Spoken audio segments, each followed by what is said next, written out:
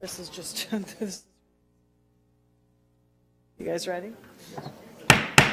Welcome to the regularly scheduled meeting of the Community Development and Regulatory Services Committee for today, April 29th. We've been joined by council members Reich, Fry, Quincy, Cano, and Councilmember Warsame will be joining us shortly. That is a quorum of this committee. We have about an hour's worth of business prior to item 13, and we're going to move through that agenda as quickly as we can while giving appropriate time to it. I want to note that there is an overflow room for item number 13 in room 319. There's also another one in room 321. And if you're here on items other than 13, I'd urge you to stay close to the front so that perhaps even people could relinquish their seats to people who are here for business in the first hour of the agenda, and perhaps come back at 2:30 and stand in the hall so people who are here on the business in front of the council can get to the microphone quickly if they need to. Is anyone willing to do that? I see a lot of people standing in the back who might need to be seated for the first portion of the meeting.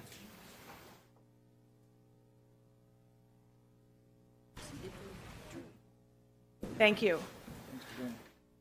If you're here for items 1 through 12 or 14 through 23, I'd urge you to try to find a seat in the audience, and we'll try to get through those items. Thank you. Okay. We have a consent agenda today of items 14 through 21. Are there any items anyone would like to pull off the agenda? Items 14 through 21. Seeing none, I'll move the consent agenda. All in favor signify by saying aye. Aye. Any opposed? Those items are approved. We'll start with our public hearing agenda, starting with item number 1, which is the 2004 Consolidated Plan public hearing. Mr. Bauer, welcome. Good afternoon, Madam Chair and members of the committee. Today's public hearing is on the 2014 Consolidated Plan that the city will be submitting to HUD later in May here.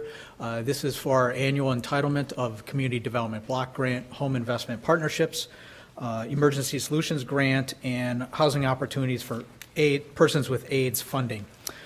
This is a public hearing to receive comment on that. We've had the plan out for public review for about 2 weeks now. The comment period will run through May 13th. Any comments received either at this hearing or written comments received during the comment period will be included in the plan to be submitted to HUD. And I think with the many hearings on the agenda, I think I'll just wrap it up here and then stand for the hearing. Are there any questions for Mr. Bauer on item number 1, which is our comments to our 2014 Consolidated Plan? Seeing none, we'll open the public hearing on item number 1 to receive comments on the 2014 Consolidated Plan. We have one person signed up to speak. Is there anyone else here who'd like to speak? Is Ms. Castor here? Flo Castor? Anyone? I'll open the public hearing for anyone who'd like to testify on item number 1. Seeing none, I'll close the public hearing and move approval. Further comments or questions? Seeing none, all in favor signify by saying aye. Aye. Any opposed? That item is approved. Thank you, Mr. Bauer. We'll be on to item number 2, which is a land sale for the Hollywood Theater and redevelopment project. Mr. Mercer, welcome. Good afternoon, Madam Chair, council members. My name is Miles Mercer. I'm in the Business Development Group of CPED. And today we're going to ask you to do 2 things. One is approve the sale of 2815 and 2819 Johnson Street in Northeast, also known as the Hollywood Theater property, for $1 to Out of the Past Redevelopment, which is an entity controlled by Andrew Volna.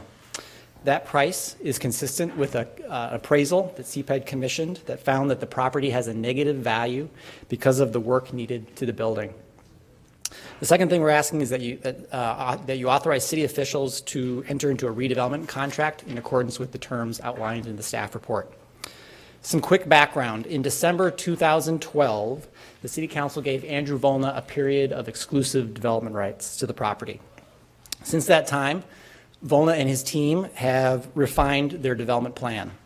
They have completed further design and cost estimating, secured the listing of the property in the National Register of Historic Places, secured funding, and negotiated the terms of the redevelopment contract. Importantly, Volna has engaged with the local community. He's met with the neighborhood group 3 times, most recently in February. The Audubon Neighborhood Association Board has provided a letter of support for the sale of the property to Volna. Under the terms of the redevelopment contract, Volna will be required to complete a scope of work that will improve the exterior and parts of the interior of the building while protecting the key historical architectural features. It's important to note that this building has been vacant since 1987 and in city ownership since 1993.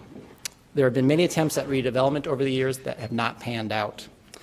This time, we have an experienced developer with a strong team. They have a personal and professional passion for the building and for Northeast Minneapolis. And Volna has the financial capacity and willingness to fund the improvements. In short, Mr. Volna and his team are the most promising opportunity that we've had for reactivating the Hollywood building, and they have a plan to do it. Mr. Volna is here. Here I'd be happy to address any questions. Staff recommends your approval of this item. Are there any questions for Mr. Mercer on item number 2? Seeing none. Mr. Volna, anyone? Do you want to come up and say a few words? Come on. I have a few words I want to say to you. Gosh, I just give you so much credit. Well, thank you. You stood here a year and a half ago and said, I can do this, and I said, please don't let us down. Right. It sounds like you are one gigantic step forward and not letting us down We are. and really, really making the community proud of this space again. I just want to congratulate you for getting this further than anyone else is Thank you. ever able to do it. Well, I couldn't have done it without Megan Elliott and Preservation Design Works. She's been a huge asset to the project, so. Councilmember we're Reich, excited. did you have And something? Councilmember Reich, of course. Yeah, thank you. Thank you, Madam Chair, and a great congratulations, but I'm not surprised. The saying, measure twice, cut once. This group probably measured, several dozen times with a keen analytical sense, a true savvy entrepreneurial spirit that was not clouding over problems, challenges, issues. They looked at them square on, came up with a real plan, not based on just desire, but based on the facts before them that they accumulated, and they're really ready to go. And this is a big day for the East Side, and I would say a historic treasure of the city. Thank you. Thank you so much. So we'll open the public hearing on item number 2, which is a land sale of the Hollywood Theater at 2815 2519 Johnson Street Northeast. Is there anyone here to speak to this issue? Anyone? Anyone? Seeing none, I'll close the public hearing. Thank Mr. Volna, Megan Elliott, and call on Councilmember Reich. Madam Chair, I happily move this item for approval. Item number 2 has been moved for approval. Further comments or questions? Seeing none, all in favor signify by saying aye. Aye. Any opposed? That item is finally approved. Godspeed to you. We'll move on to item number 3. Mr. Pettiford, welcome. Good afternoon, Madam Chair, council members. I'm bringing forward a proposal from Miklich Builders to buy a parcel at 3217 29th Avenue South for its appraised value of $31,000. Miklich proposes to build a 2-story home with 3 bedrooms, 3 baths, with a full basement, featuring 1,655 square feet of finished living space and with a 2-car detached garage, which they will market for owner occupancy at an asking price of $335,500. I met with the neighborhood group regarding the proposal, and they enthusiastically endorsed the proposal and recommended that the sale occur.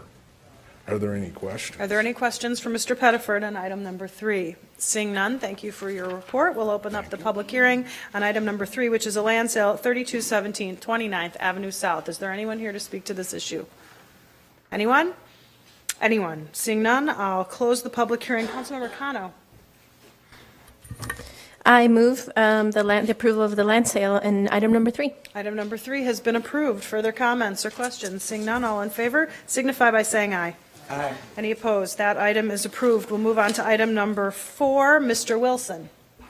Thank you, Madam Chair. We have an application by Agricultural Kitchen and Press LLC for an on-sale wine license with strong beer Class E for the location of 2939 Girard Avenue South. This will be a full-service restaurant with wine and strong beer, and no live entertainment, just background recorded music. The interior has seating capacity of 92 persons. This is in a newly built building at the corner of Girard and Lake and Lagoon, and it's formerly the location of Cowboy Slim's. The main shareholders and owners are Aaron Schweitz and Michael Asp. And both of these shareholders are owners of the Yogurt Lab located at 5007 France Avenue. There will not be an outdoor area with this application. A public hearing is required for this application. We notified all residents and property owners within 600 feet and the neighborhood associations and business associations. As of today, we have not received any responses. This application meets all of the requirements, and we recommend approval. Are there any questions on the report by Mr. Wilson on item number 4? Seeing none, we'll open the public hearing on item number 4, which is an application for on-sale wine and strong beer, Class E, new business for agriculture at 2939 Girard Avenue South. Is there anyone here to speak to this issue? Anyone? Anyone? Seeing none, we'll close the public hearing. Councilmember Frye. I'd like to move the staff recommendation. A motion to approve is in front of us. Further comments or questions? Seeing none, all in favor signify by saying aye. Aye. Any opposed? That item is approved. I do want to note for Ms. Castor, who just walked in, we've already taken up your item, but we are happy to have your comments. If you have them in writing, we will add them to the record. The clerk will happily take those, and thank you for being here today. We'll then move on to item number 5, agriculture at 3717 West 50th Street. Mr. Wilson. Thank you, Madam Chair. This is an application by the same owners as the previous application. This location is different. It's down at 3717 West 50th by 50th and France. They will have seating for 60 inside, seating outside for 36. They will be open from 7 a.m. to 10 p.m. daily. A public hearing is also required for this application. We did notify all residents and property owners within 600 feet. Business associations and neighborhood groups. We did receive 5 responses from that notification. 4 do not support the application and 1 does support the application. The 4 that do not support the application are indicating that there's not enough parking in the 50th and France area to support this and the other restaurants that are already there. Our zoning department has signed off on the parking situation there. They meet all of the requirements, and staff's recommendation is to approve. Are there any questions for Mr. Wilson on item number 5? Seeing none, we'll open the public hearing on item number 5, which is an application for on-sale wine and strong beer, License E, a new business at 3717 West 50th Street. Is there anyone here to speak to this issue? Anyone? Anyone? Seeing none, we'll close the public hearing. Councilmember Frye. I move that we adopt the staff recommendation on item number 5. Item number 5 has been moved for approval. Further comments and questions? Seeing none, all in favor signify by saying aye. Aye. Any opposed? That item is approved. We'll move on then to item number 6. Mr. Wilson. Thank you, Madam Chair. D'Amico Catering operates the food and beverage services at the Walker Arts Center, and they're asking for a permanent expansion of premises so that they can serve food and beverage alcohol in all portions of that property. There is special legislation in place to allow the city of Minneapolis to do this because some of the land is zoned as park land and normally wouldn't be allowed, alcohol sales wouldn't be allowed. We did a public hearing normal mailing for this application of 600 feet for all property owners and residents and business associations, etc. As of today, we have received no responses, and staff's recommendation is to approve this application. Are there any questions for Mr. Wilson on item number 6? Seeing none, we'll open the public hearing on item number 6, which is an application for on-sale liquor, Class B. It's a permanent expansion of premise for the Sculpture Garden. Is there anyone here to speak to this issue? Please step forward, state your name and address for the record, my friend. Hello, my name is Ryan French. I'm Director of Marketing and Public Relations at the Walker. Thank you for having us and considering this change in rules. Every year, mini golf serves between 40 and 50,000 people. It's a major hit. People really enjoy coming down to the park. And the Sculpture Garden, other visitors, hundreds of thousands come in. We think that this change will really enhance the visitor experience and more people will enjoy the park. So thank you for your consideration. Thank you very much for being here, Ryan. Is there anyone here to speak to this issue? Anyone? Anyone? Seeing none, I'll close the public hearing and move approval. All in favor signify by saying aye. Aye. Any opposed? That item is approved. We move on to item number 7. Mr. Wilson. Thank you, Madam Chair. We have an application for a sidewalk cafe license by Dunn Brothers Coffee at 821 West Lake Street. They are proposing to have 7 two-top tables with a seating capacity of 14. We have had this reviewed by our traffic engineer, and there is adequate sidewalk space on this site for this. We did a mailing and a notice to all residents and property owners within 300 feet and neighborhood groups and business associations. In response to that notification, we received one response in support of the application. This application meets all of our requirements, and I recommend approval. Any questions about item number 7? Seeing none, we'll open the public hearing on item number 7, Dunn Brothers application for Sidewalk Cafe, 821 West Lake Street. Is there anyone here to deal with this? Just comment. Anyone? Anyone? Seeing none, I'll close the public hearing. Councilmember Fry. I'll move the staff recommendation. Approval has been moved. Further comments and questions? Seeing none, all in favor signify by saying aye. Aye. Any opposed? That item is approved. On to item number 8, Mr. Wilson. Thank you, Madam Chair. We have an application by Marche LLC for a on-sale liquor Class E with Sunday sales license at 2900 Lindale Avenue South. This restaurant will have seating inside for 50 and seating outside for 44. This is in a newly constructed multi-use building that has not previously been licensed for alcohol. The applicant principals are Brent Frederick and Jacob Toledo. Mr. Frederick will serve as the manager, and he is currently an existing licensee at the Poorhouse and the Borough Group and Coup d'etat in Minneapolis. Marche plans to be open for breakfast, lunch, and dinner. Because alcohol has not been at this site before, a public hearing is required. We did mail 390 public hearing notices to residents and property owners. We notified the neighborhood groups, etc. As of today, we have received no responses to that notification. They meet all the requirements of law, and I recommend approval. Are there questions for Mr. Wilson on item number 8? Seeing none, we'll open the public hearing on item number 8, which is an application for on-sale liquor Class E new business for Marche, 2900 Lindale Avenue South. Is there anyone here to speak to this issue?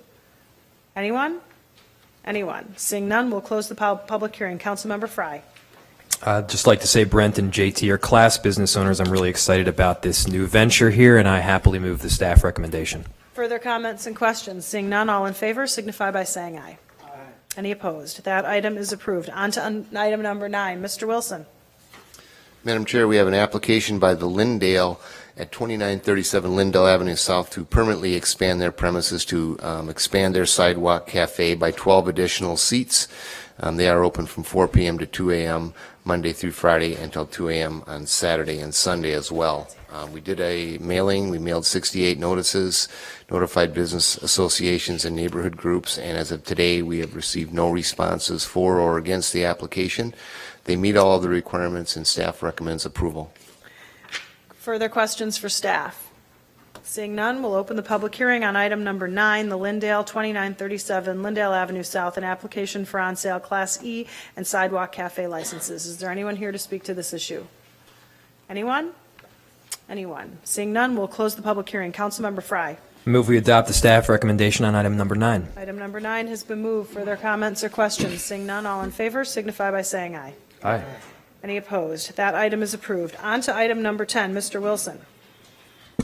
Madam Chair and committee members, we have an ordinance amendment, text amendment proposal in front of you today, and that's the purpose of this public hearing. We have a variety of mobile food vending options in Minneapolis, and we will be adding, if you approve this amendment, you will be adding one more option.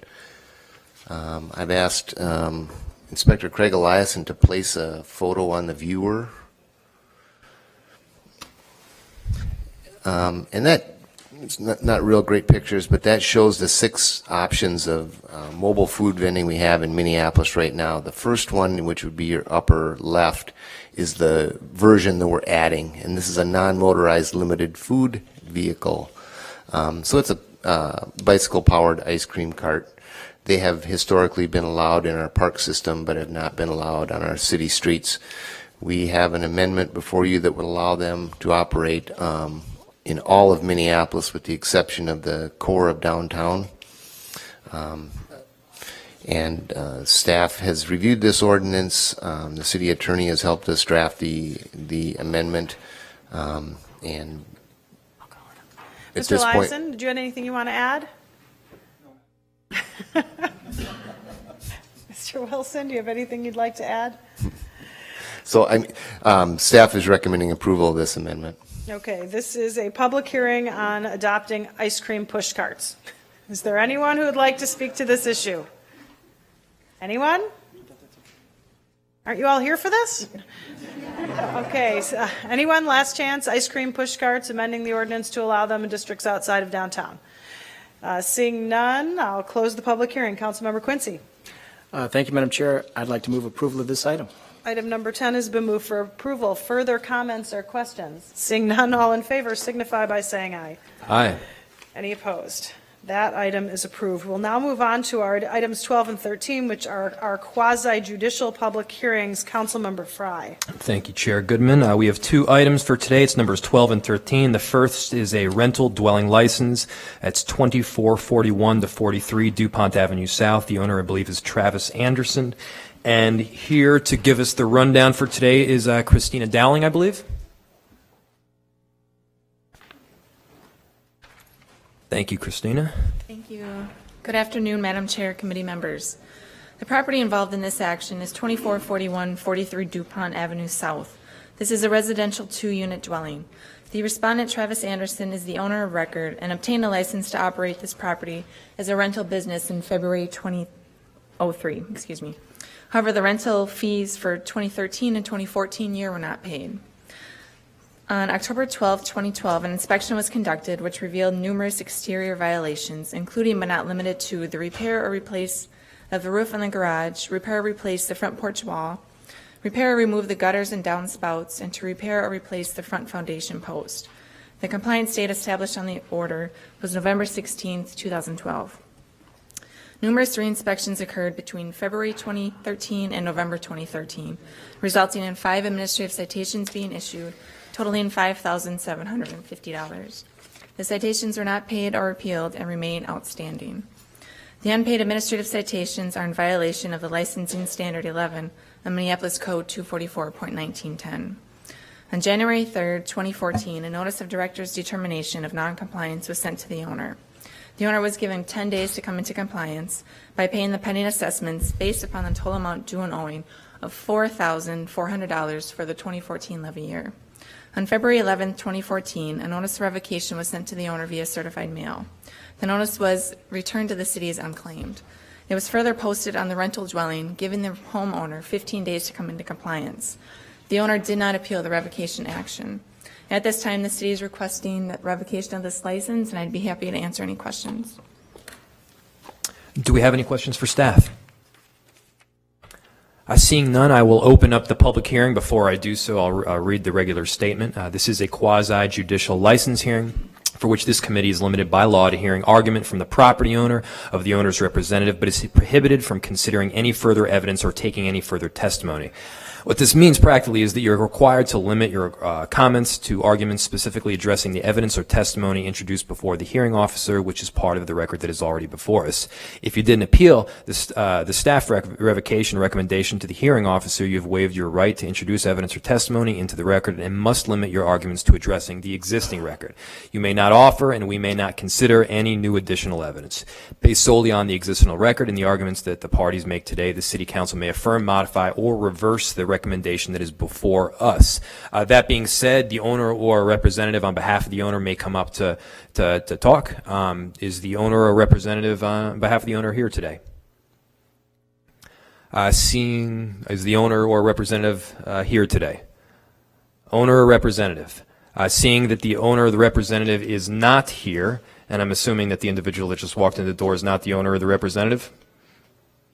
Looks like not.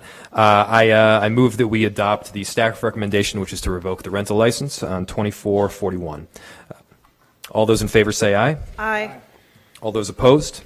Moving to item number 13, rental dwelling license 3609 Cedar Avenue South. The owner is Kokan LLC and Juan Huang.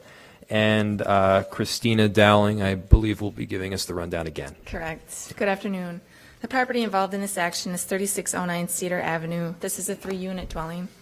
Cocon LLC is the owner and taxpayer of record for this property per Hennepin County. As the owner, Juan Wong, on behalf of Cocon LLC, applied for and was awarded a rental license for this property in March 2009.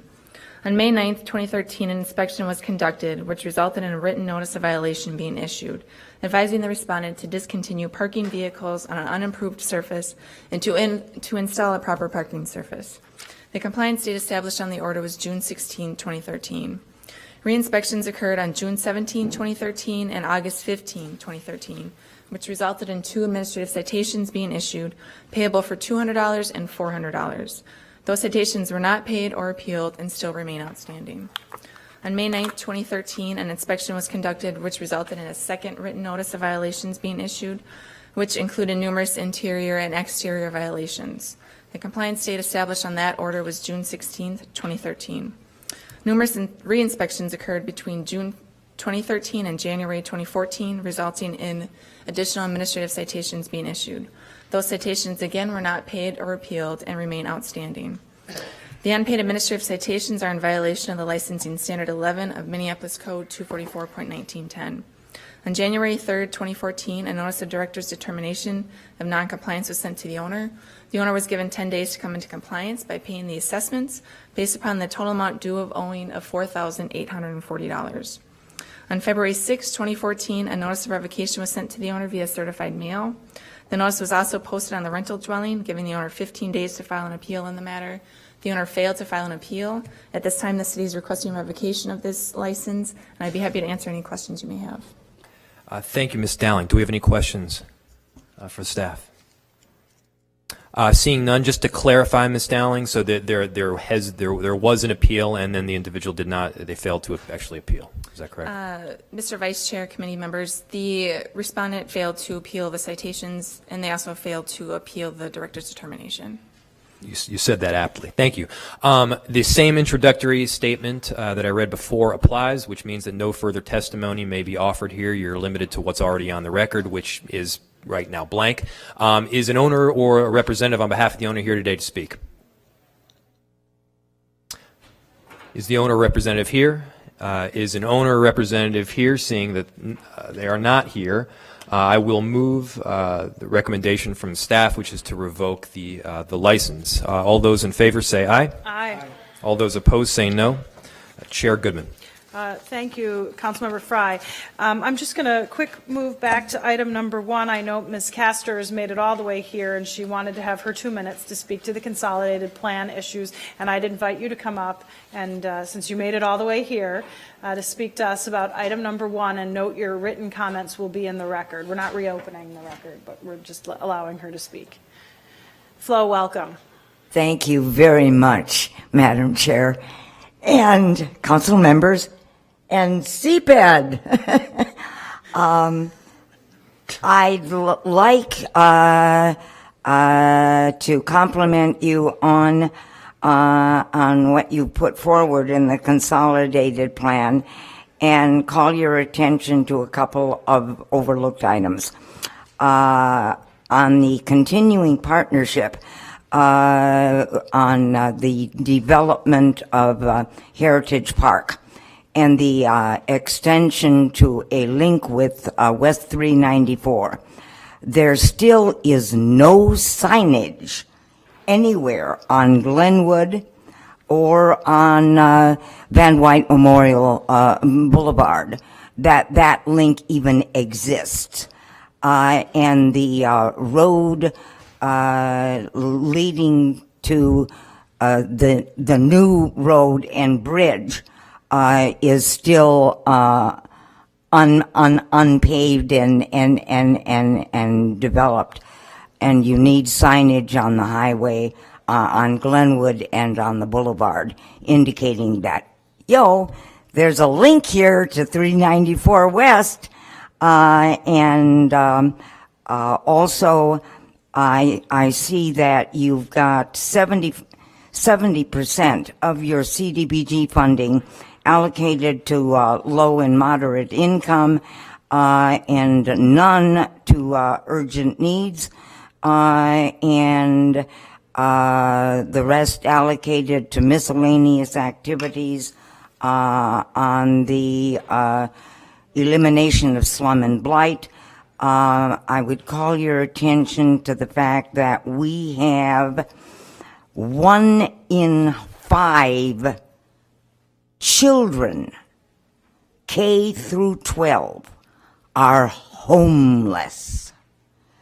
It's hard enough to be homeless, but can you imagine being a child trying to attend school with no place to put your stuff, no stable home? You don't have a room for your teddy bear and your school stuff. We've urgently got to do outreach involving the school board as well as MHFA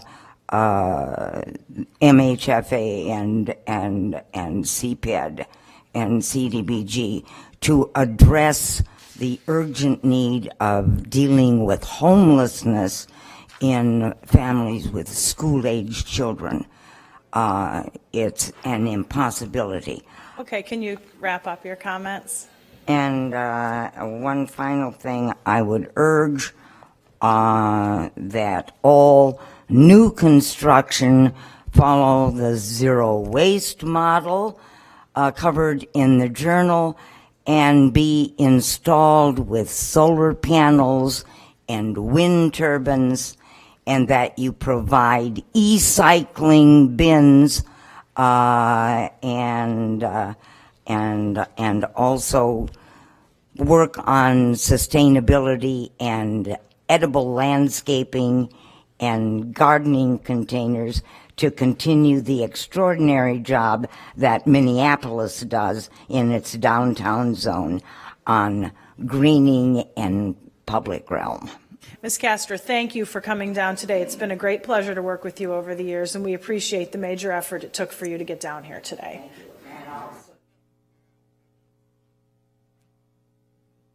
That would be great. Okay, thank you. We'll then move on to our 2 remaining items, which are discussion items, items 22 and 23. Perhaps they can be presented together. Ms. Perrell, welcome.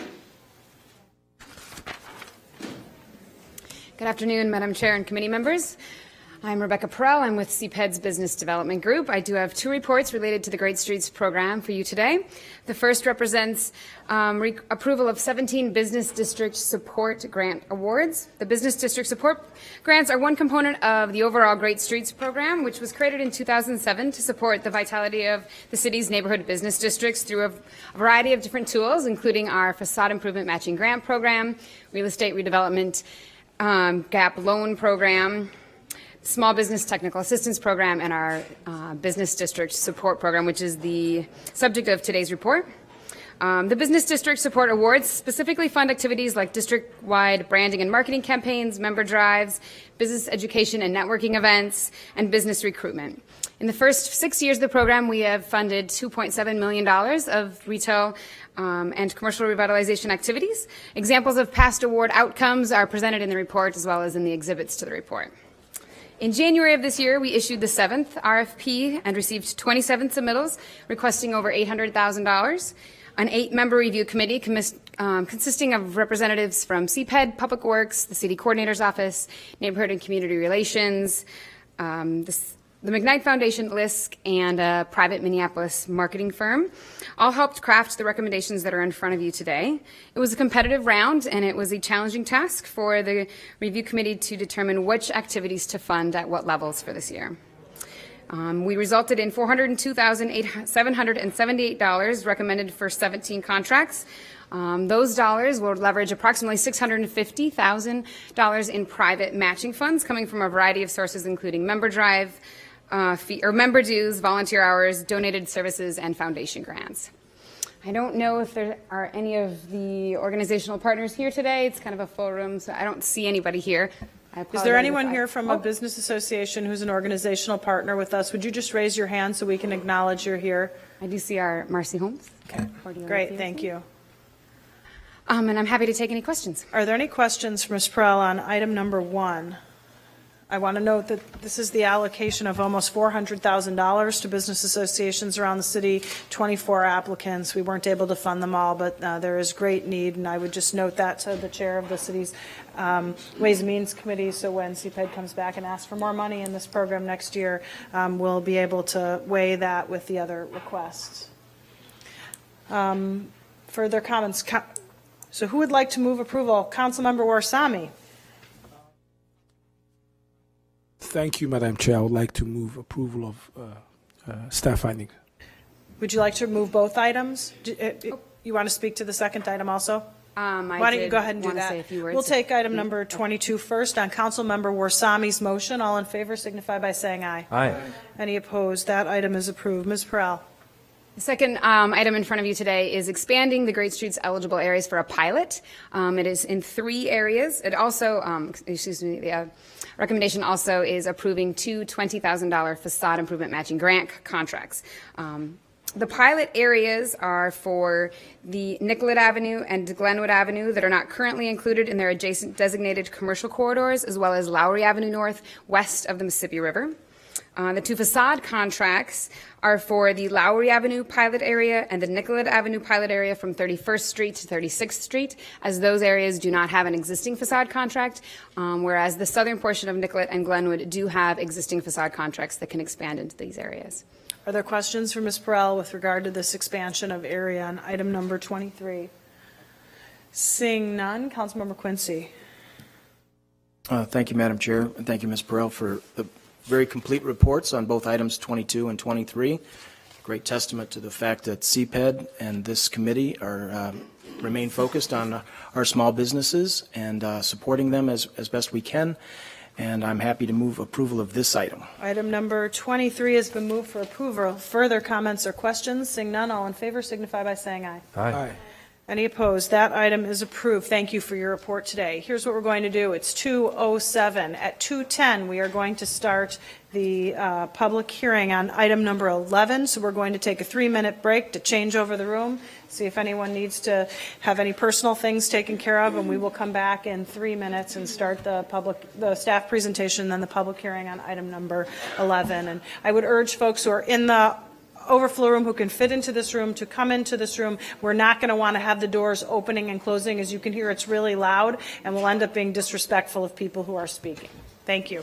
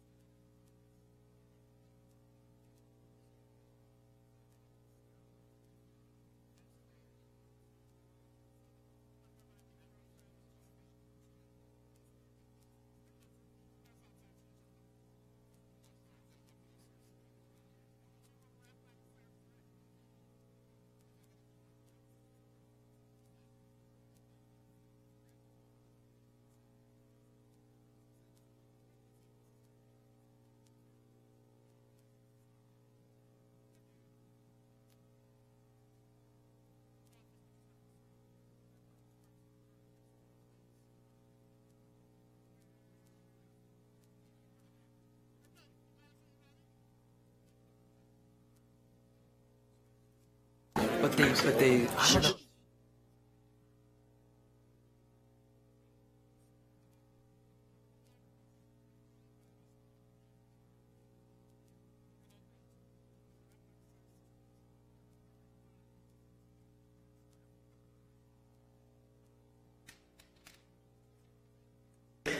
Okay, I'm calling back together.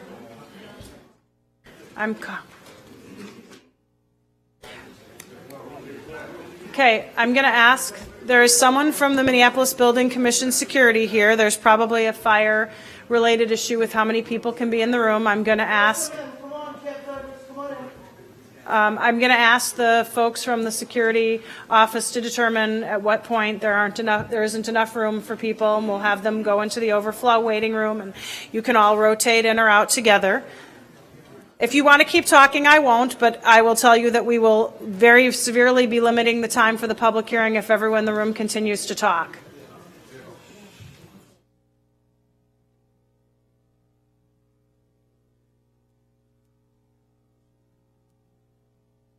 I also have an interpreter here who speaks Spanish that we're bringing in. She's going to sit next to me. She has headphones on, so those who have a need, she's going to be translating in case you want to say that. It's up to you.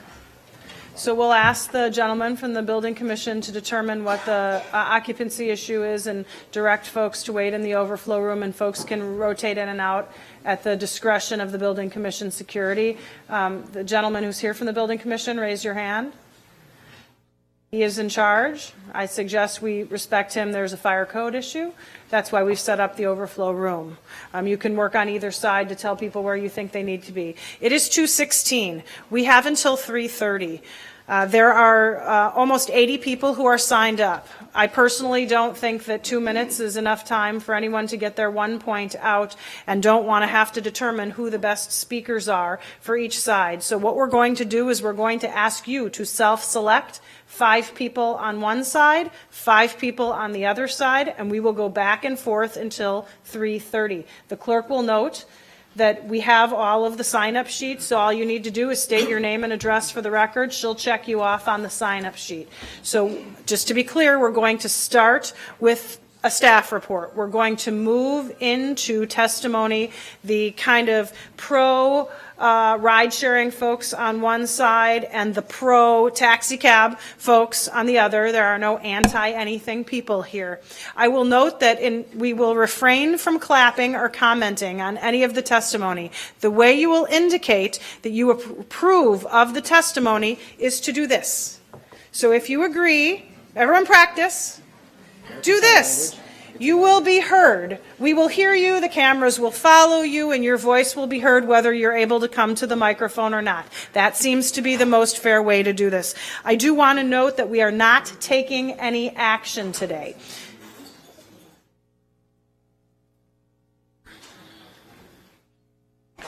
We will not be taking any action today. This is a public hearing. We will not be answering questions posed to us by people who are going to stand up. We will consider those rhetorical questions. The author of this ordinance, Councilmember Fry, will be working with staff over the next 2 weeks, maybe 4 weeks, but likely 2 weeks, to determine what the final draft of the ordinance will be. It will be published in accordance with the publication deadline of the city, which is generally the Friday before the Tuesday meeting, and we will reconvene for a discussion. So our opportunity to speak will not be at this meeting. Please don't direct any questions to us. And what we'll do is we'll start with Mr. Wilson, and we'll ask the leadership folks on both sides to determine who you want your speakers to be. We're going to hold you to a 2-minute clock. If you want to speak less than that, you will allow more of your people to speak. But we're only going to allow 5 on one side, then 5 on the other, and then 5 on the other side until it hits 3:30. Is everyone clear? Okay. Mr. Wilson, if you could keep it brief, because I do not want to take time away from the very many people who came down to testify today. Thank you, Madam Chair. And again, the purpose of this public hearing is to discuss the ordinance amendment for transportation network companies, which are like small vehicle passenger services similar to taxi cabs. We did notification for today's public hearing to all taxi cab companies, drivers, vehicle owners, all TNC companies of record. business associations and neighborhood groups, and we also posted this on our website on 4/18/14. The amendments were being considered today were prepared by a regional work group. And I think I can leave it at that right now and open the public hearing. Okay. I will note that the beautiful lady sitting down at the end of the dais is a Spanish translator, and you might hear her throughout the testimony translating, and we've asked her to do that today. Anyone who needs that translation should talk to the clerk who is sitting next to her. So we will open up the public hearing on item number 11 and ask the first 5 folks on the Uber Lyft side to come forward, state your name and address for the record, and you will be given that clock of 2 minutes to speak.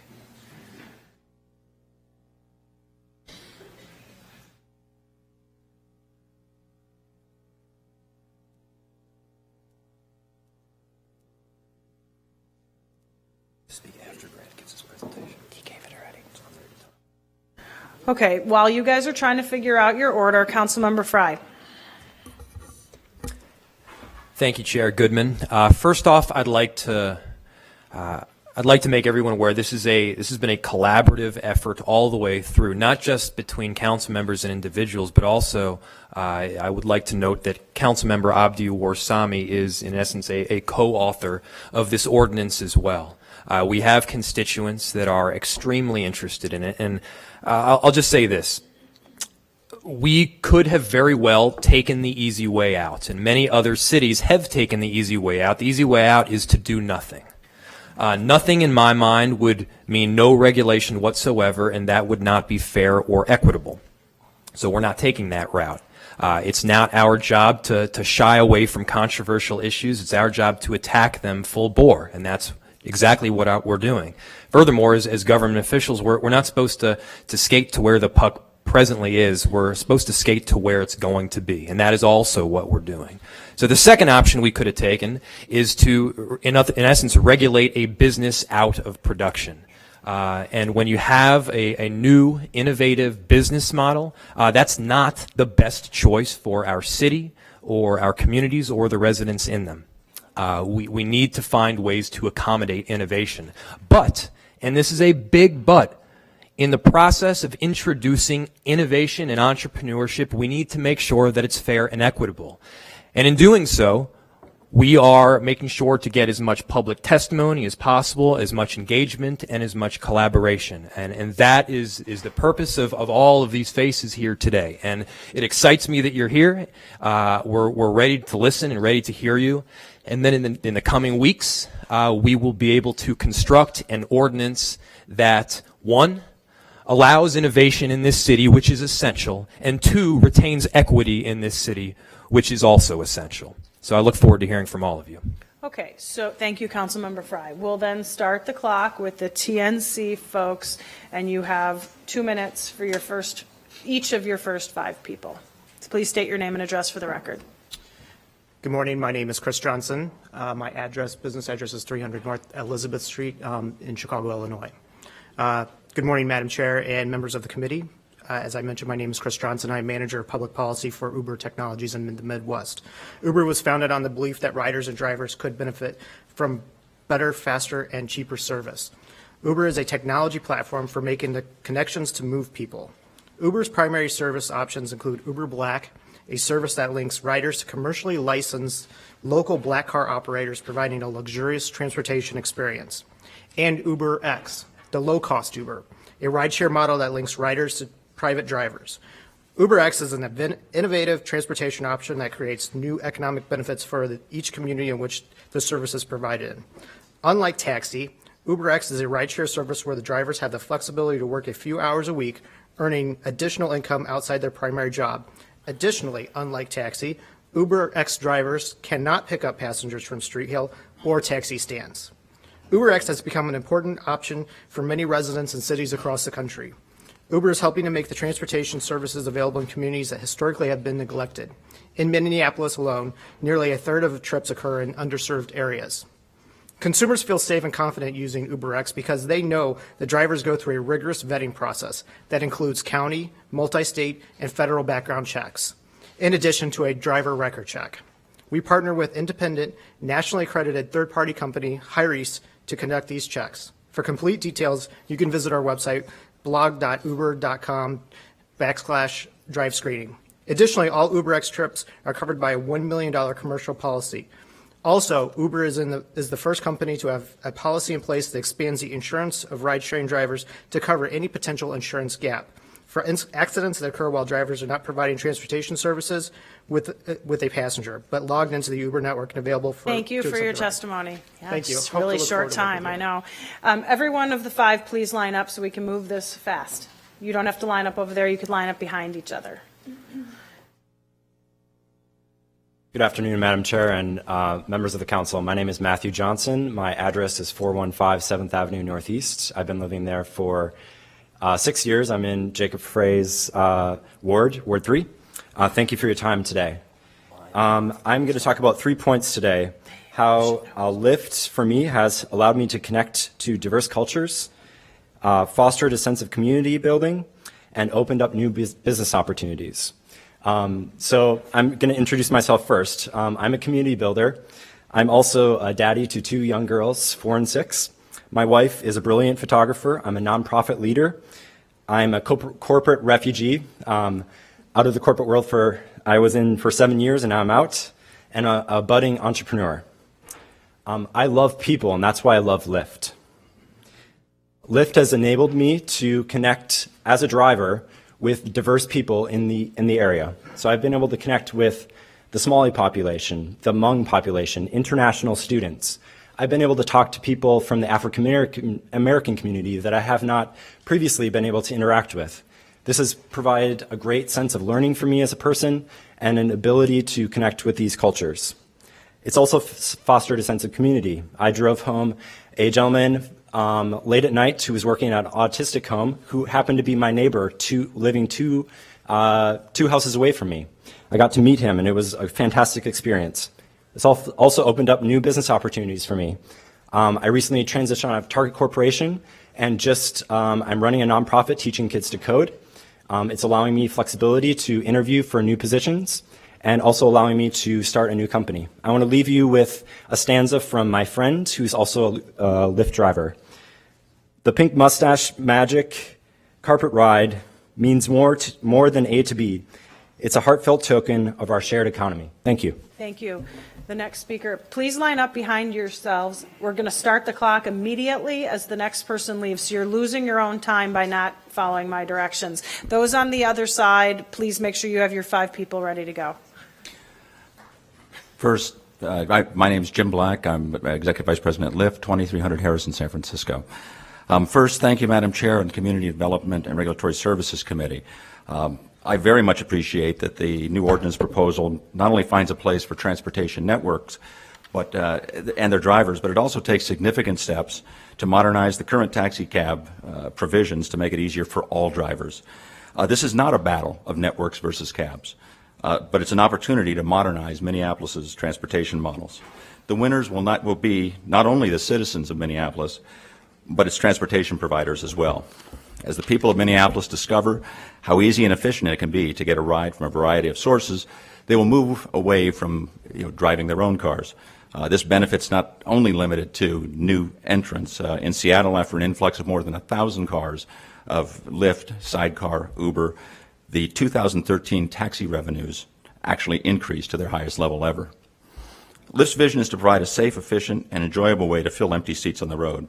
By doing this, we can reduce traffic congestion, reduce the need for parking, serve all areas of the city, reduce drunk drivers, strengthen Minneapolis' social fabric, provide a last-mile option for public transportation, and give Minneapolis residents and visitors the options that they expect and desire.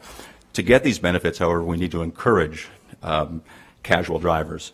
So I ask, and I think it's very important, that we set up a way to bring on drivers that is relatively easy, something that maintains safety, but not going through a lot of steps. And this is probably something that could go across all transportation modes, to keep people from waiting in lines, taking days off work, and so on, in order just to become a driver. So I thank you again, and I wanted to pass that on.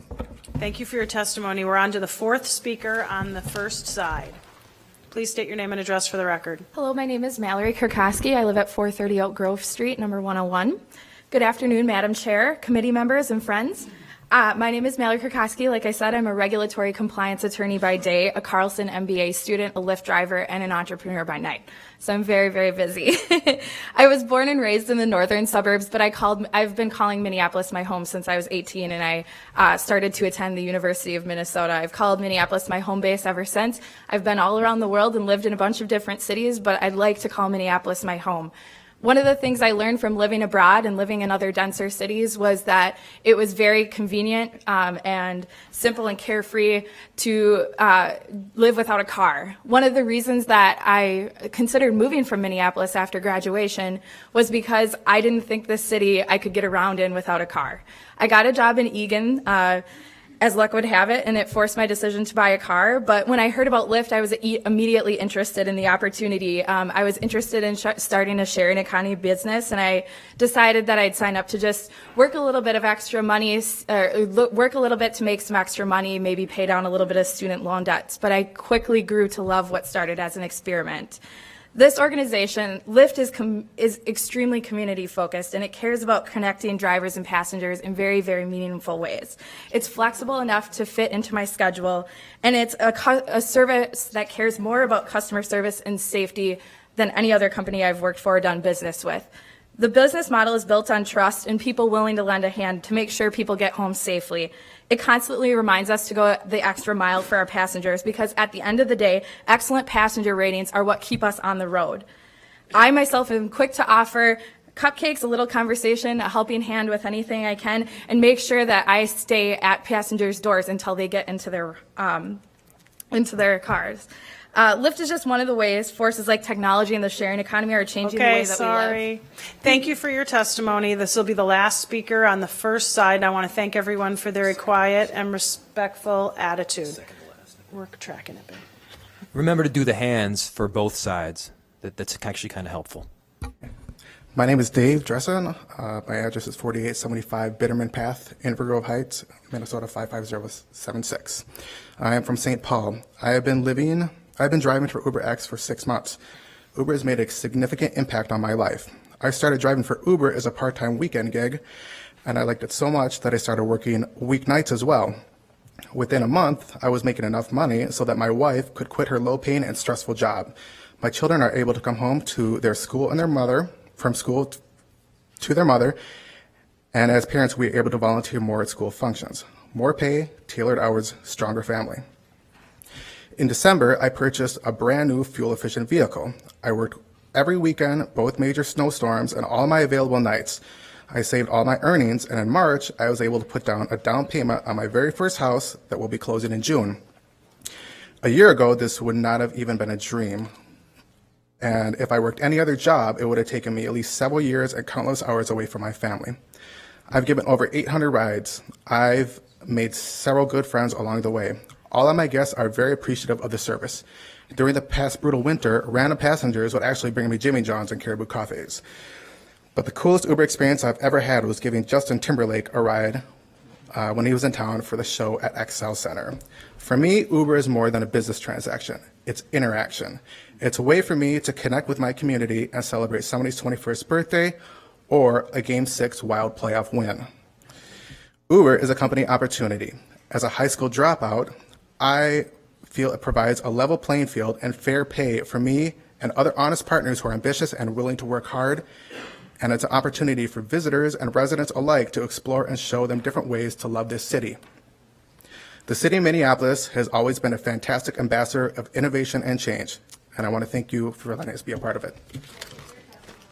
Again, thank you for everyone's very respectful attitudes. We're now moving on to the first five from the second side.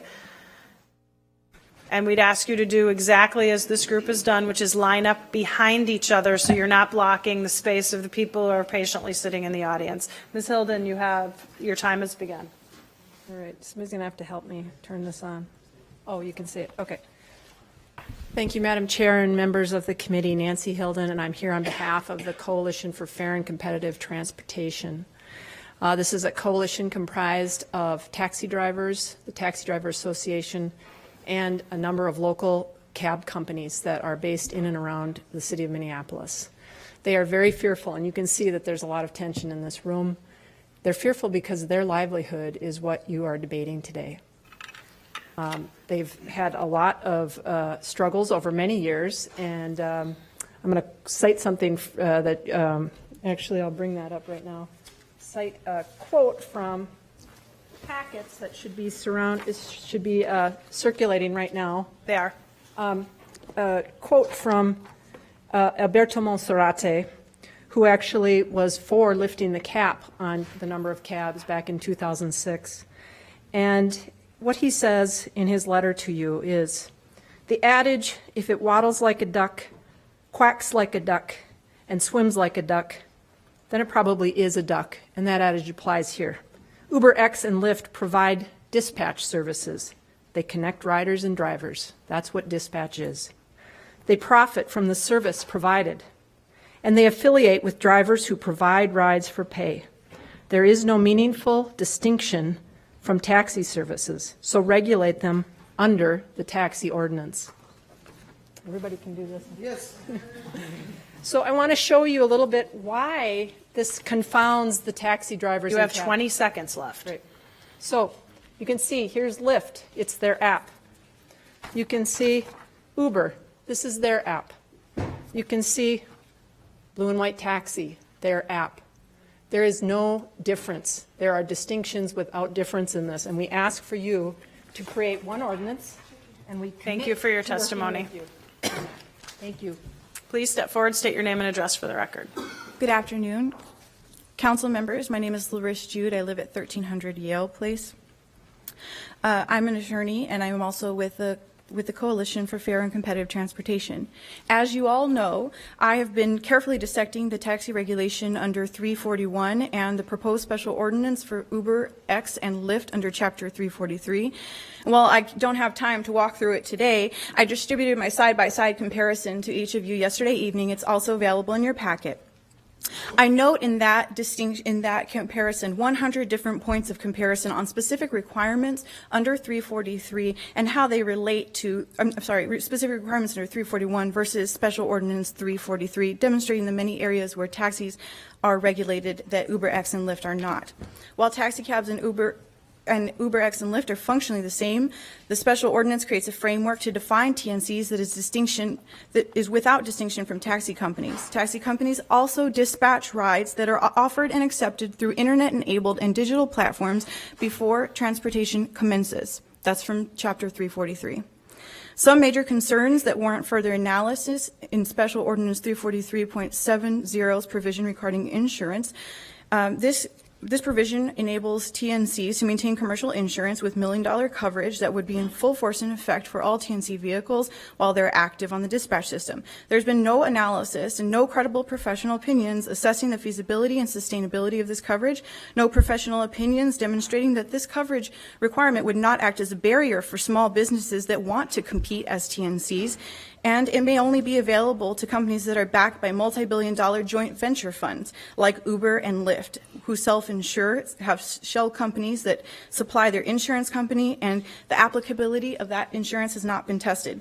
Finally, the definition of when vehicles are active on the DNC dispatch system is not clear, and where a passenger may unwittingly jump into a mustache car unaware it is not logged in, they may not be covered or protected. Your time by has insurance. ended. Thank you for your testimony. Please state your name and address for the record. Justin Page, and my work address is 431st Avenue North, Suite 300 in Minneapolis. I would just like to state I'm on the pro-accessibility side. Thank you, members of the committee. My name is Justin Page. I'm the staff attorney at the Minnesota Disability Law Center, a statewide project of the Minnesota Legal Aid. Minnesota Legal Aid is a federally mandated protection advocacy system for individuals with disabilities, and we represent individuals with disabilities in all throughout the state of Minnesota. I worked on numerous cases involving accessibility of cab companies in the Twin Cities. A few years ago, I settled a case with Airport Taxi that required it to provide accessible cabs on a 24/7 basis. I'm here to express my concern about the proposed regulation of Uber and Lyft in Minneapolis. Currently, cab companies that operate in Uber and Lyft are required to provide wheelchair accessible cabs.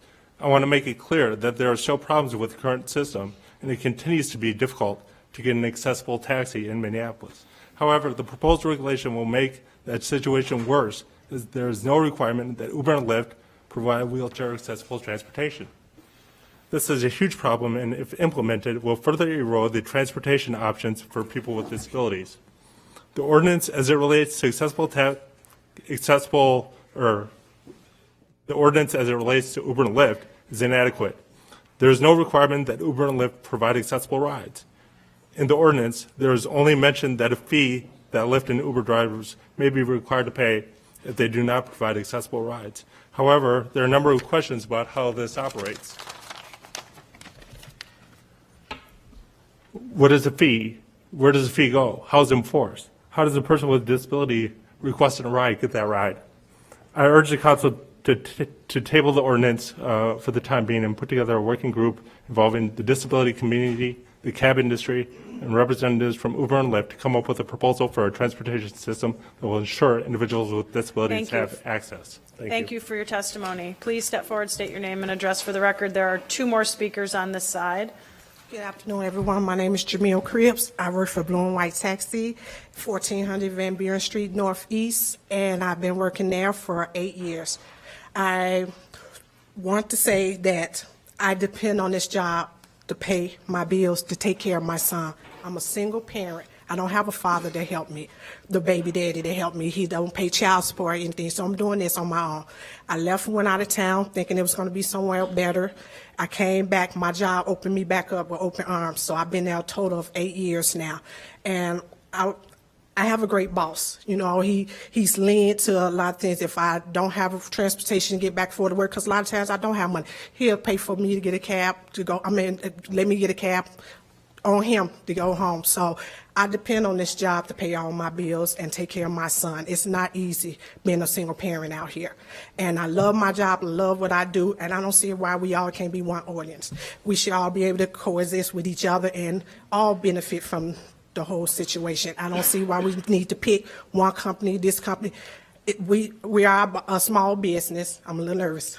We are a small business, but it pays my bills. You know what I'm saying? Without this job, I won't have a job. I won't be able to pay my bills. I won't be able to take care of my son. I don't get insurance. I pay for insurance out of my pocket. I don't get welfare. I don't get food stamps. All this I'm doing with this job. It puts food on my table, it pays, put a roof on my head, and put shoes on my son's feet.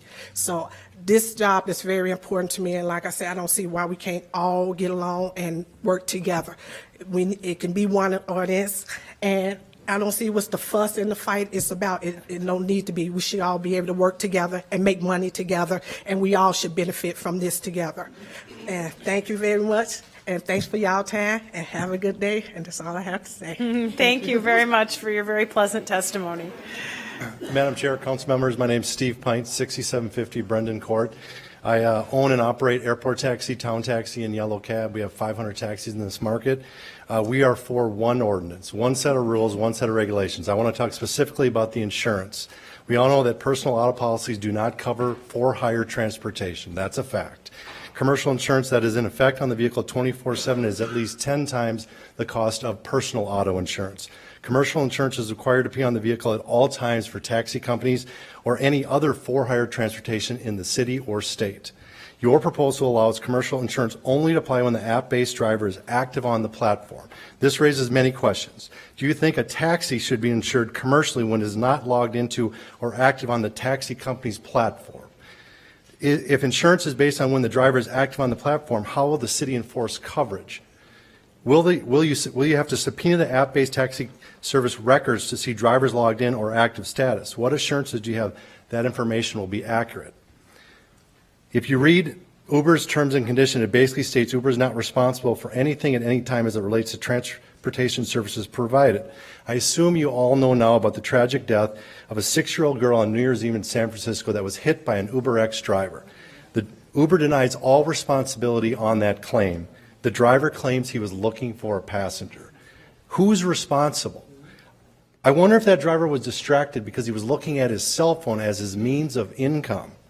By the way, that same driver would never have passed the background or driving record checks in place for taxi companies because he had a reckless driving ticket in Florida for driving 100 miles an hour on the shoulder. What if an app-based customer calls the driver directly? I'm sure you know that Uber and Lyft customers are showing the driver's cell phone number. So the next time they might call that driver directly. If that driver is not logged into the system, where's the insurance? Thank you for your testimony. Thank you. We'll start with speaker number 2 on the first side. Thank you. Thank you for giving me this opportunity. My name is Hervé, and I'm a partner for Uber S since 6 months. I'm also a member of National Guard, and despite all the degree I have, ever since I moved to here, I didn't get, it was hard for me to get a job. Well, I have a little story to tell you about the opportunity that Uber gave me. Almost 2 years ago, unexpectedly, my son was born here in Minneapolis, St. Paul, when I was still living in Nebraska. From that time, I felt the obligation to come here to fulfill my duty or my responsibility toward my son. So I decided to move. And to move, I need to get a job here. I've been looking for a job for a long time. It took me almost 6 months to get a job with the state. But this job didn't last because of my non-conflict schedule. The schedule they were giving me, they couldn't work out with this, or the time I was spending with my son at home. So I told them to help me to negotiate with about the schedule, but they didn't want it. So they have to let me go. So here I am again at the bottom of my life without any job, and I have to take off my responsibility, and also which include my student loan to pay. Despite all those degrees I have, I couldn't get any other opportunity. The only opportunity I have is Uber, and that was a friend who introduced me to that. I've been working with them now for 6 weeks, and I can tell you what I make from Uber help me not only to take off what I have as a responsibility or as a obligation to my son, but also to help me pay my student loan. Thank you for your testimony. Speaker number 2 on this side. Good afternoon, Madam Chair and members of the committee. My name is Jessen Hunt. I live at 787 Juneau Avenue in St. Paul. And I'm here to tell you that Lyft has changed my life. I'm a self-proclaimed unapologetic pedestrian in the Twin Cities. Lyft provides me with a safe, convenient, and reliable option for transportation. When I moved to Minneapolis a little under 4 years ago, I decided not to own a car. And I love and I support public transportation. I'm a huge advocate and fan for Metro Transit. But there are times when public transportation isn't an option. I found out about Lyft and I was recruited as a passenger while actually standing at a bus stop in sub-zero temps on my way to a doctor's appointment while a bus was late. The Lyft driver actually had a promotional card. I downloaded the app from his hotspot, and I actually made it to my appointment on time. I work at a university. I work at Hamlin and Midway. My participation in the theatrical productions there this winter required me to be on campus until 10 or 10:30 at night. The ability to request a Lyft, wait inside, know exactly where the car is, know exactly how long it's going to take to get to me, know who's driving the car, and know what the car looks like are invaluable to my sense of safety and my security. Speaking of who is coming to pick me up, I have now built relationships with many of the drivers in the Lyft community. I know them, they know me, I know their backstory, they know mine, and I form bonds with them.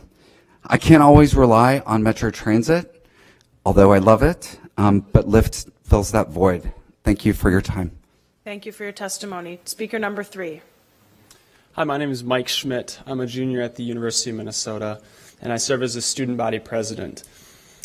As many of you have seen, there's a petition here that was started by students that has received over 3,200 signatures.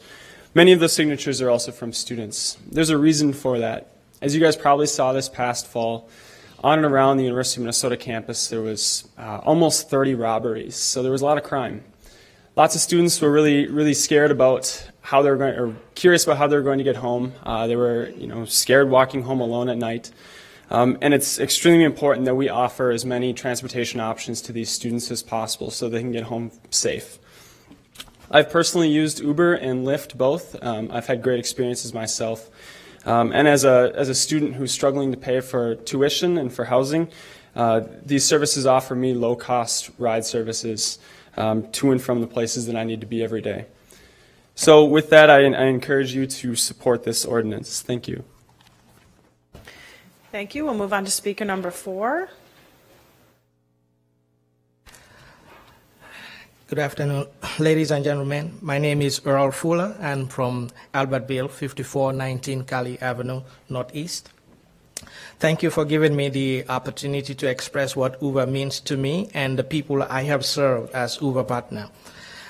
I'm currently unemployed, and Uber is the only source of income to support my family. About 2 months ago, when I applied to become an Uber partner, my intention was to get supplemental income. But suddenly, my wife, who was the main source of income for the past year, was laid off this month. Uber has now become our livelihood. Besides, the people who use Uber are extremely very happy with the service. Apart from the competitive pricing, they love the cashless transaction, the timeliness with which we operate, and the familiarity, friendliness, and yet professional way we serve them. Because both the driver and the rider know each other's first name, I feel like I'm giving a ride to a friend, and the rider, on the other hand, feels safe and relaxed. As I said earlier on, I'm from Albertville, but just yesterday I received a trip request and took someone from a remote part of Brooklyn Park into walk to downtown Minneapolis. It is amazing how far this has already stretched. This is a great service to the community, benefiting both the rider and the Uber partner. Please allow us to continue to operate. I invite each one of you to try an Uber service. You'll be amazed. Thank you.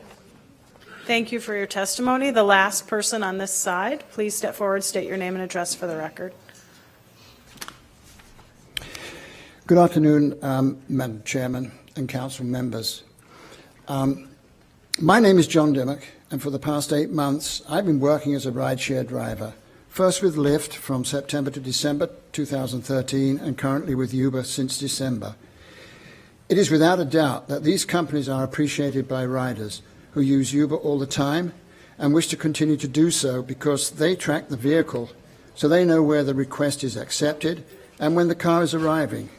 And constantly I hear, "I love Uber." I hear from most riders that what they enjoy most about Uber are the clean cars, inside and out, the high quality standard, and the immediate response to requests within 10 seconds. They're always aware of where their ride is. Users can see where their Uber is en route in the app and can communicate with driver by phone or text if needed. Drivers are pleasant and able to hold a conversation. If they need to give information to passengers on any traffic hold-ups or diversion, they're knowledgeable, and the rating system is great for both passengers and drivers. Quality checks, UberX and ride sharing as a whole truly benefits the people of Minneapolis. Thank you, Madam. Thank you. We'll then move on to the first speaker on the next side.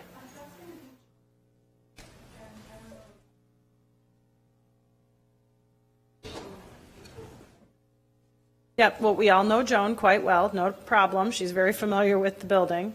Why don't we have a second speaker speak first, and Joan will have an opportunity to come up and speak second. Sir, are you next? Go ahead. No, we're taking you, and Ms. Wilshire, I'm sure will not be insulted if she has to wait 1 minute or 2 minutes. Thank you, Madam Chair. My name is Eid Yusuf Ali. I live at 3226 York Avenue South, and that's in Edina. Basically, I'm a driver, and I've been driving for the last 7 years, and I'm also the Vice President and the Communication Director of Minneapolis Cab Drivers and Owners Association. We have been working closely with the city for probably over 3 years about the cab drivers issues, and it's very dear to us since I'm also part of the team or the industry. The main concern that we've been having all of these years was the regulations that we had on the city ordinance that were that were creating very hostile environment for the drivers to be on the street and earn their living or livelihood for their families. We do have families. I'm also a family man. I'm married and I have a wife and 3 kids. And this is what I depend on in order to support my family. And I dearly support the interest of the drivers. And we are also the ambassadors of this city of Minneapolis, and we want to make sure that we become a very impressive ambassadors for this city. As we all know that this cab industry, it's not a one that only supports the drivers who are driving the taxis. It's also a way of supporting their families, and we're talking about if not 100 but thousands of families that are dependent on it. So we are fully supporting whatever can bring all of the. Thank you for your testimony. I know it's fast. It was really fast, but thank you. Thank you for your testimony. Ms. Wilshire, welcome. Good to see you. Yes. Good to see all of you. I'm Joan Wilshire. It's been a while since I've been here, so good to see you all, council members. I'm currently the executive director of the State Council on Disability state agency. I'm also a longtime member of the Minneapolis Disability Advisory Committee and live in Minneapolis for umpteen years. We're not going to go there in how many years. Anyway, I'm still young. Okay, so let me just tell you some of the talking points here. About what we're talking about here today. The people with disabilities, we strive to achieve equal services for all services for the disability community and continue to work towards this goal. UberX and Lyft have a fundamental disregard for wheelchair accessibility. They have made no accommodations to include wheelchair accessible vehicles or to serve people with disabilities, and they have spread across the United States. They're consistent with this theme. This theme continues to ring true in the proposed ordinance in Minneapolis as of April 18th, 2014. There are no provisions. No provisions are made for providing wheelchair accessible vehicles in the companies that are permitted to, and they are continued to discriminate against individuals with disabilities. As an afterthought, UberX and Lyft will be asked to pay an undisclosed fee for this failure to provide wheelchair accessible vehicles. This, again, we will still have to wait for transportation as this gets figured out with this fee, and it's still not acceptable for people with disabilities. The unregulated taxi companies have demonstrated a wanton disregard for the disability community. Because these companies operate outside of regulation, they have no incentive or directive to provide accessible vehicles, training for drivers on sensitivity awareness and accessibility standards, and no means of providing accessible transportation. UberX and Lyft have shared their usage maps for cities across the globe, demonstrating that they serve wealthy neighborhoods. Joan, Are you about ready? Okay. ready. Well, bottom line is people with disabilities need to be served and not discriminated against. Thank you. We'll take the third speaker. Thank you, everyone, for your being very, very respectful. We appreciate that. Hi, my name is Yamane Mabrato. I am the Thank you. the president for Minneapolis Taxi Cab Drivers and Owners Association. We've been closely working with the city of Minneapolis, specifically in the last 3 years. We met all the members over here. We've been cooperating to improve the taxi cab industry to support the taxi cab drivers. By the way, I live in Prior Lake, Minnesota. I'm a family man. I have 4 children. I've been in a taxi for over 15 years. And mainly for many years, I've been supporting my family by driving a taxi. But recently, things has been changed because unlicensed, unregulated transportation been interfering with our business. So all the cab drivers been putting over 12 hours extend their time even to 16 hours to make up for the day. Because over here, expenses over $20,000 for a taxi cab drivers to operate in Minneapolis for a year. Insurance over $6,000, the service fee, the mechanics, actually all other equipment that they need. Also, they are equipped with computerized GPS with apps.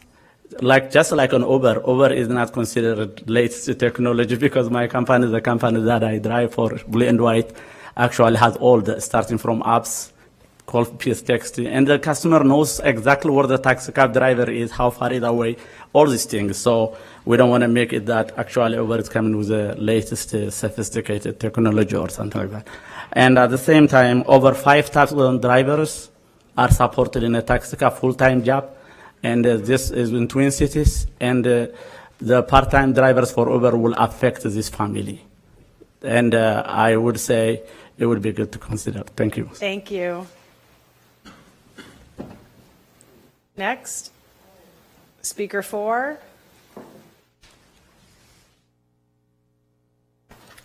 My name is Shay Eisenman. I live at 297 Dayton Avenue in St. Paul. As a young, tech-savvy cab driver, I want to see the cab industry leverage technology to better serve our community with apps like iHail that is already happening in the city. I also want to see the cab experience enhanced. Part of my prosperity has come from improving the experience myself. So it's not the competition of Uber and Lyft that I have a problem with. I'm not afraid of healthy competition. But allowing them to play by no rules, different rules, or less rules is a problem for everybody. Just because we are excited by their concept does not mean the rules should not apply to them. Insurance, regulation, and licensing are serious things. Them operating without commercial insurance is hurting both cab drivers and limo drivers in the city. We pay a lot of money to be licensed, legal, and insured. Also, just with cab drivers, our vehicles are our livelihood. Same with Lyft and UberX drivers. So if they're not covered in an accident, that's also an issue. Thank you. Thank you for your testimony. I believe this would be the last person on this side. Welcome. Hello, council members. My name is Paul Slattery. I'm an organizer and also the political director for Teamsters Local 120, which is the largest Teamster transportation local in the state of Minnesota. And the reason I'm here today is I've worked with these cab drivers, Minneapolis cab drivers here in Minneapolis, as well as out at the airport, trying to work through some of their issues of ordinances, regulations, and I will have to say, if you guys don't know this already, the progress that we've made has been painstakingly slow to try to get ordinance change.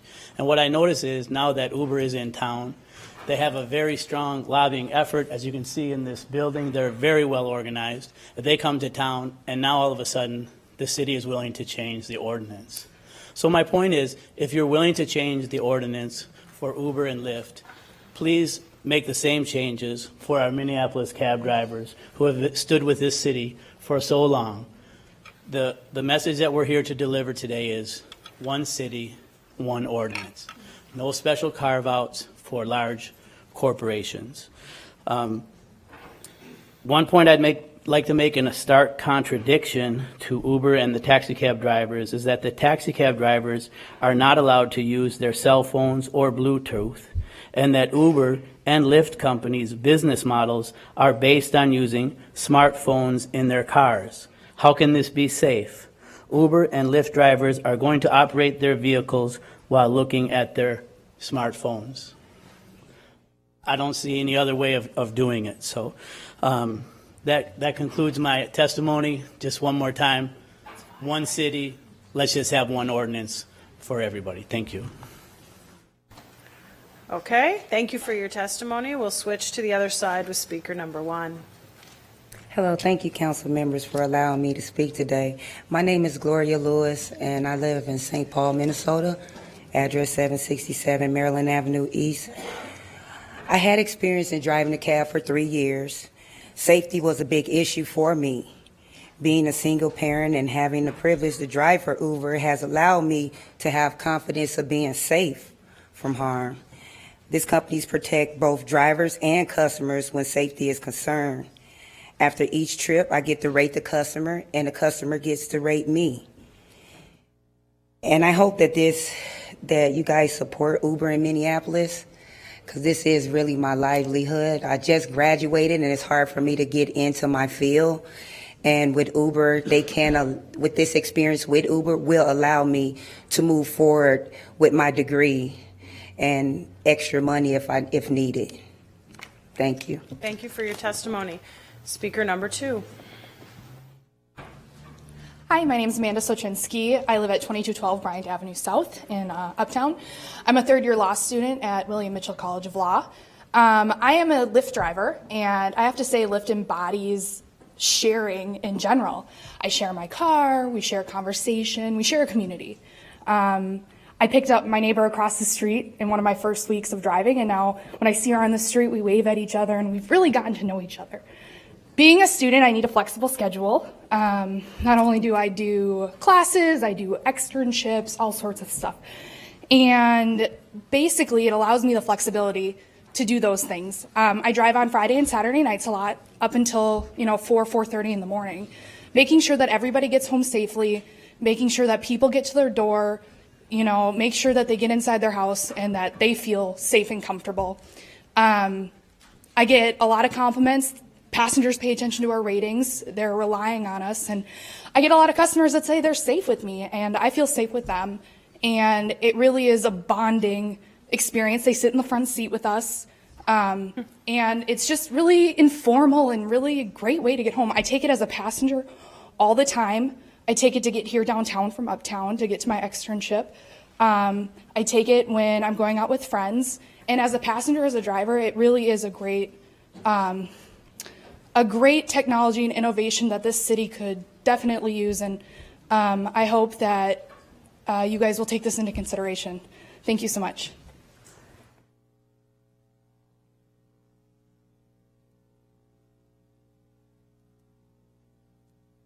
Speaker number 3.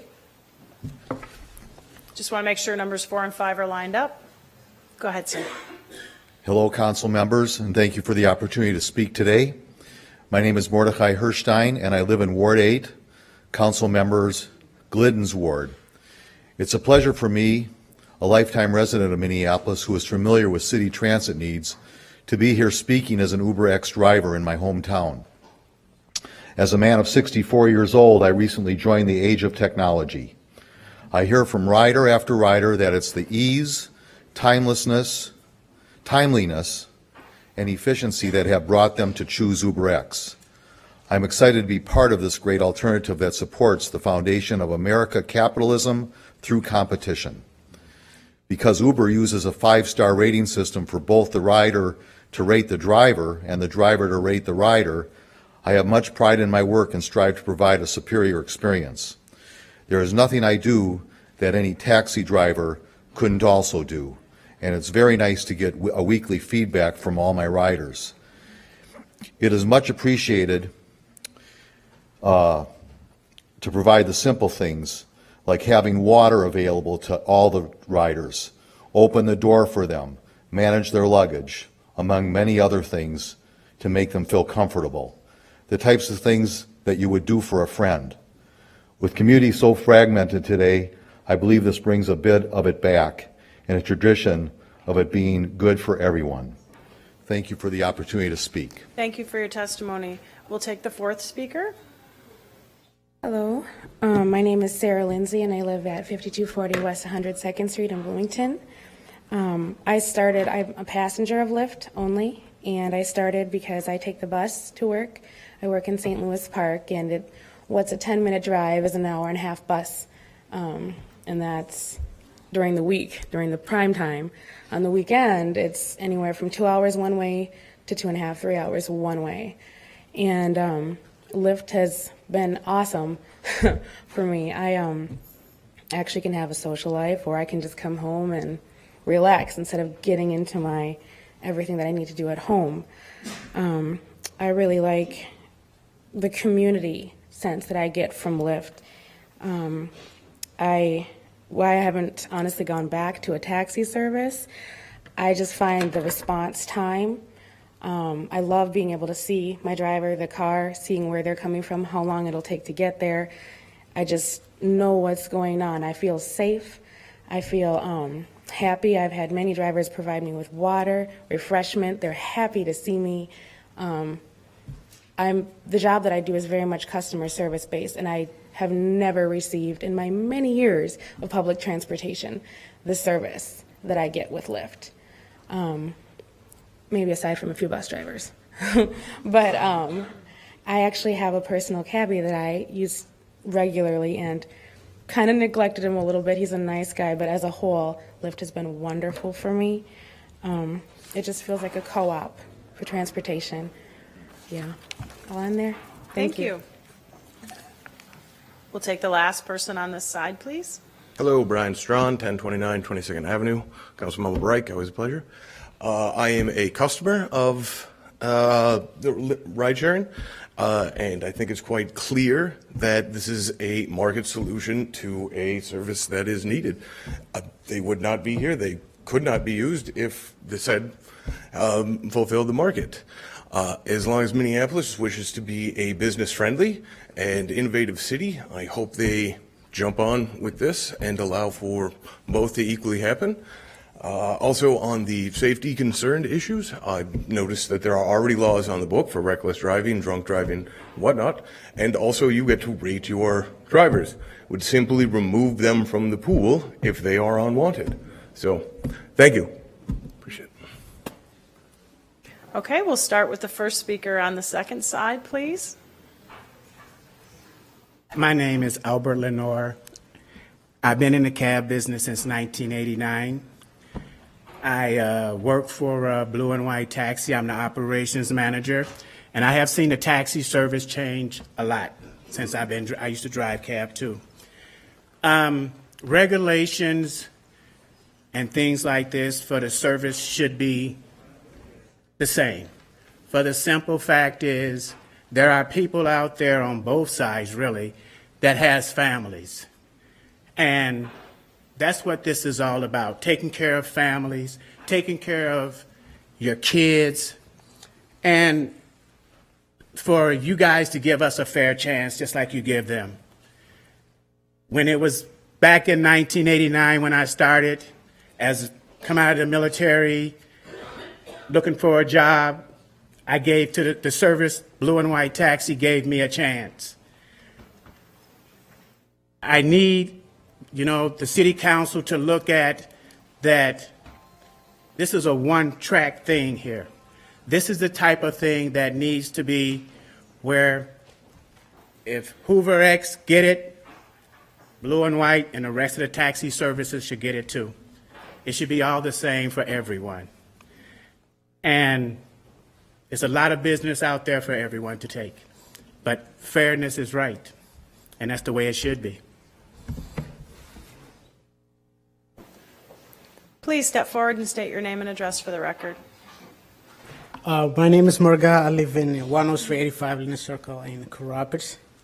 Actually, most of the thing has been mentioned, but I just want to go over about the parking, taxi stand in this city.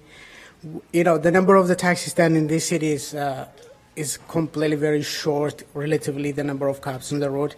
Because of this issue, we've been having hard time with police inspectors. On top of that, there is some taxi stands being in this city, which is completely wrong place and wrong times. For example, there is a taxi stand between like 11 and 5:30 in the morning. Those things completely has to be changed.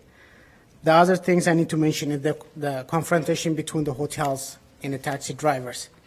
When I say that most of the hotels in this city, they don't even have a taxi stand.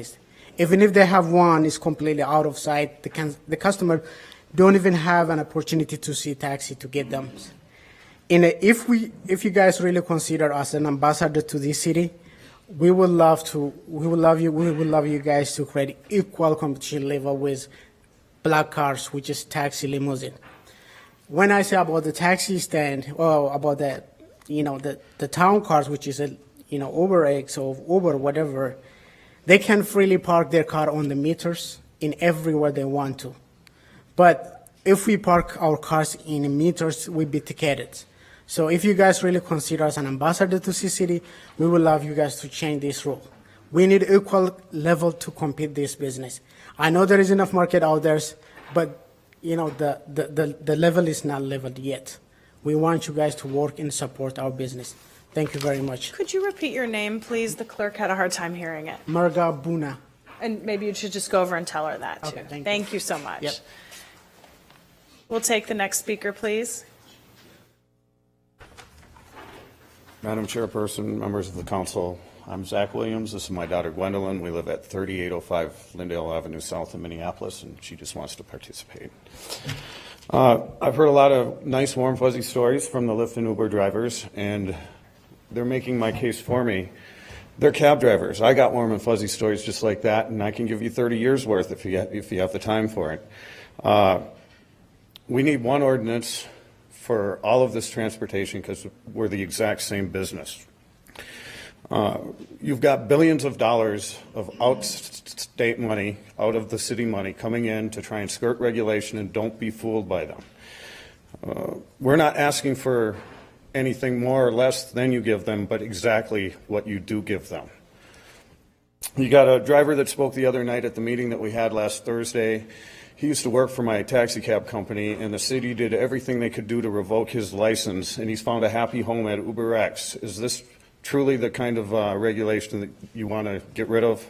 I don't think so. It won't make it safer.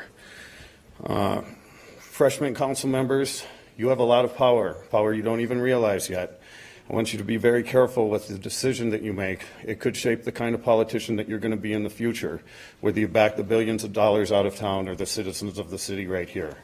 Bring on the competition.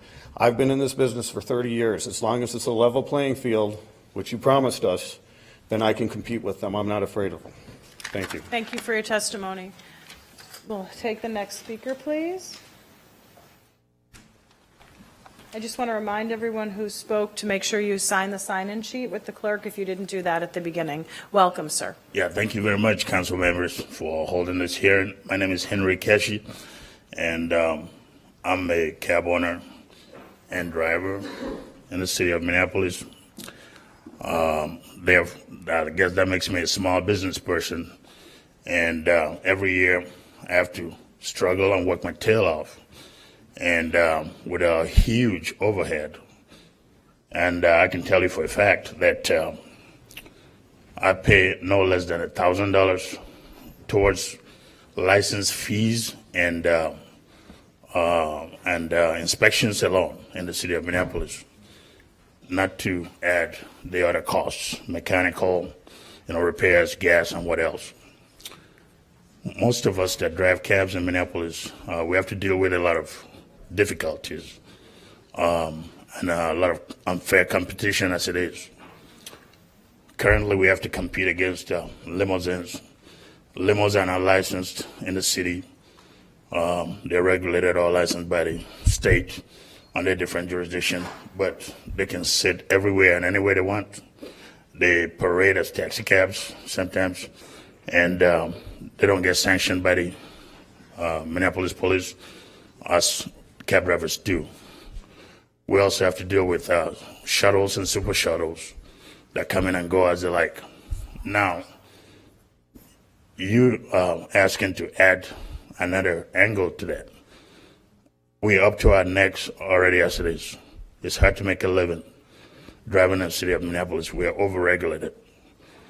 On weekends alone, drivers cannot have access to certain streets. First Avenue, namely, the business district where people are at, they're barricaded, and we get ticketed everywhere. Thank you for your And testimony. I just want to, say that I'm not here to put on an act. This is not about theatrics or histrionics. This is real. And this country was built on one thing, one principle: equal rights, equal laws, equal regulations, equal justice. And that's all we're Sir, asking for. Thank you for your testimony. We have one more speaker on this side. Thank you. Hi, my name is Luis Paucara. I will owner a New Star Taxi in Minneapolis. I have this company, a small business, about 10 years ago. So it's good, the competition is good. But the thing is, you have to regulate whatever you mandatory on a say is regulations for everybody. You have to be treated the same. You have to be fair with everybody.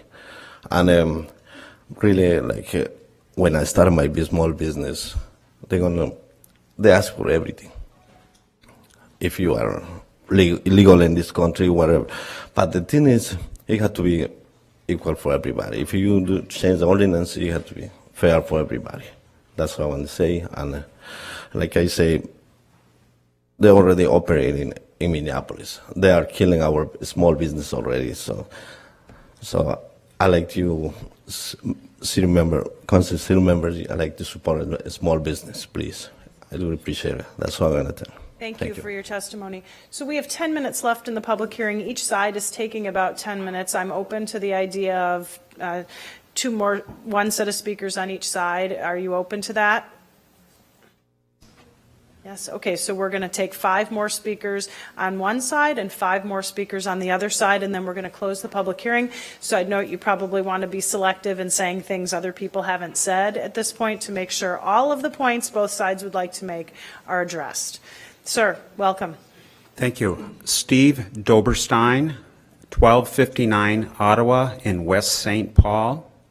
I actually am a driver for Lyft, and I started driving for Lyft on the Pioneer weekend of February 27th, which happened to be my birthday. I turned 61. The next day after I started driving, I received a little note in my inbox that told me how well I drove the day before. I actually found that a couple people didn't like how I drove. I learned from that experience real fast. The one part about the apps that are available both to the passenger and the driver is the rating system. Presently, I have had over 400 rides. I'm very proud and honored to have given every single ride, and at this time, on a 5-star rating, I am 4.85 star rated, which I think is fairly high. I'm excited to continue to provide lifts for people.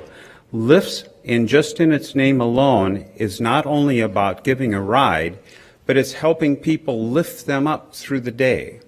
And Lyft and all the drivers in Lyft, and many of them that I have driven for here, also feel that comfort and that just enthusiasm that takes place from being in Lyft. I know that taxi regulations are hard and they're tough. I hope that that can change.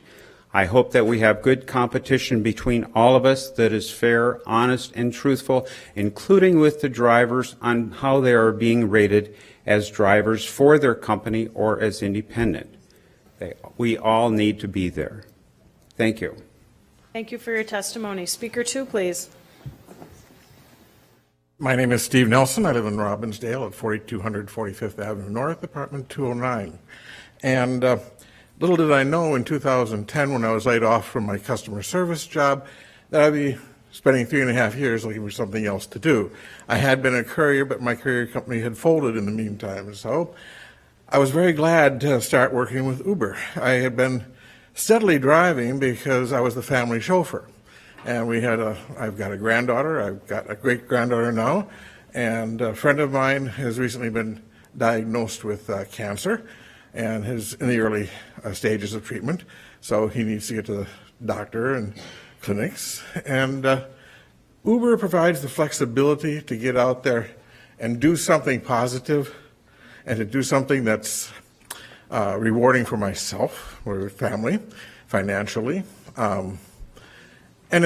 I had been a cab driver, and this isn't cab driving. I mean, I can't sit in a cab stand. I can't pick up people who flag me down. I've had people get in my car when my party didn't show up where they were supposed to be while I was waiting and try and convince me to take them somewhere. No. I work for Uber members, folks who have taken the time to sign up to be a member of Uber. And we share good times. We get to meet a lot of good people. But I can understand the request for some regulation on us, but we're not the same. And equality is not an issue here because we can't do what they can do. So, thank you. Thank you for your testimony. Speaker 3, please. Madam Chairman, members of the committee. My name is Michael LaBrosse. I live in 3945 12th Avenue South, Minneapolis. There's just three things I'd like the committee to consider when you're thinking about this regulation. First is ride sharing is going to help you and others fulfill your primary commitment to the city, which is public safety. So many of my riders are people who have were very intoxicated, and I'm either taking them home that way because they choose to have an Uber car because it's inexpensive, or I'm picking them up the next morning because they want to go get their car. That is reducing the amount of pain and suffering going on in the city by some significance. Secondly, I have a lot of flexibility as an Uber driver. I have a professional life, and Uber driving is just fun, and it's a good hobby for me. And I used to be an ambulance driver, and so this kind of fulfills an old fantasy of mine to continue to drive. And the car is my own car. It's not a taxi. I'm not a taxi driver.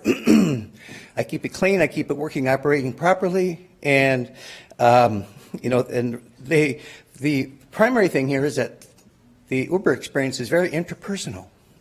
We ride around and we get to know each other. We greet each other by name when I get to the door, and we talk along the way when we can, and we listen to music. Thirdly, there are many out-of-state customers from other countries as well. When they come to Minnesota, they expect to see and ride Uber. It's in 100 countries around the world and in this country, and they really do expect to see it, and it's important that we keep it here as long as we can. Thanks very much. Thank you for your testimony. This will be the last speaker on this side. Is that correct? Yes?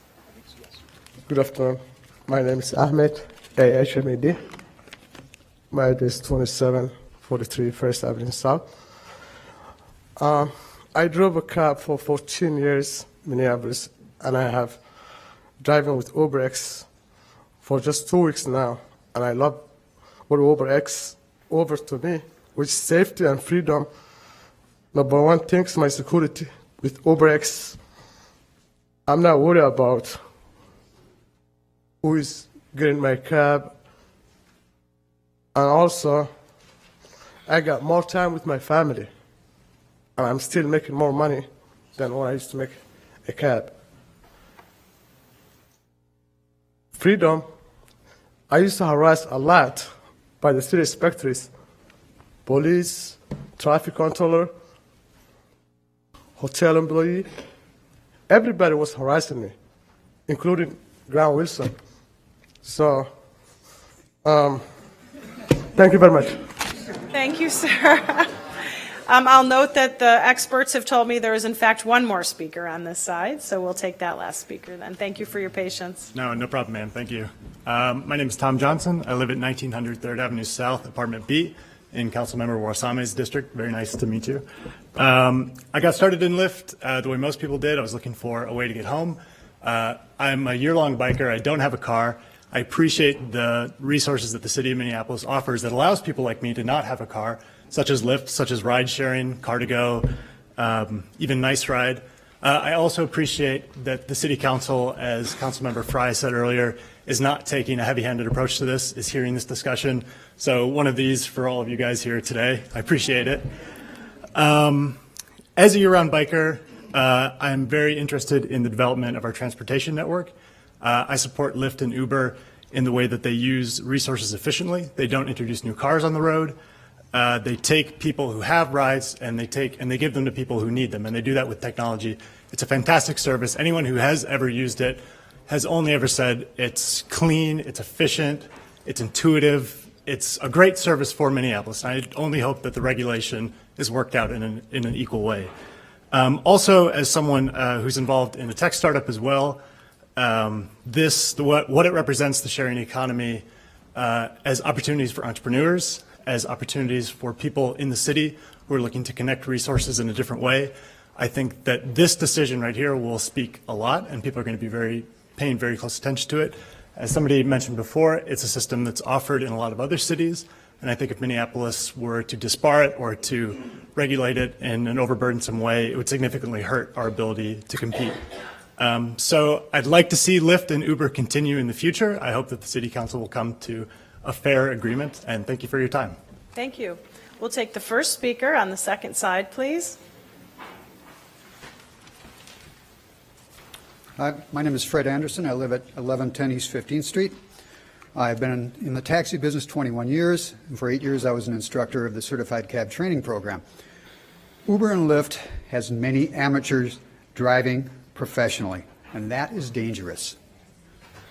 That's from a teacher standpoint, I can tell you that is a fact. It takes at least a year for a cab driver, to learn the business. My first year, I probably almost got killed a couple of times. And I'm serious, and I was actually fairly good compared to other drivers. Council members, this is not a good deal for Minneapolis. Uber and Lyft have been kicked out of many cities all over the world for many reasons. And a lot of people here believe that there are too many unanswered questions. For example, what Uber and Lyft provide is by definition taxi service. Why won't they compete on a level playing field? Some Minneapolis taxi companies already use software nearly identical to Uber and Lyft's. Why does the council propose giving them preferential treatment? Or Uber and Lyft preferential treatment? Uber and Lyft's insurance is insufficient. Among other things, it has not in the past covered a driver on his way to an order. That's a very dangerous part of driving taxi. You don't drive fast when you have a customer in the cab, at least you shouldn't, but a lot of cab drivers drive fast getting to the order.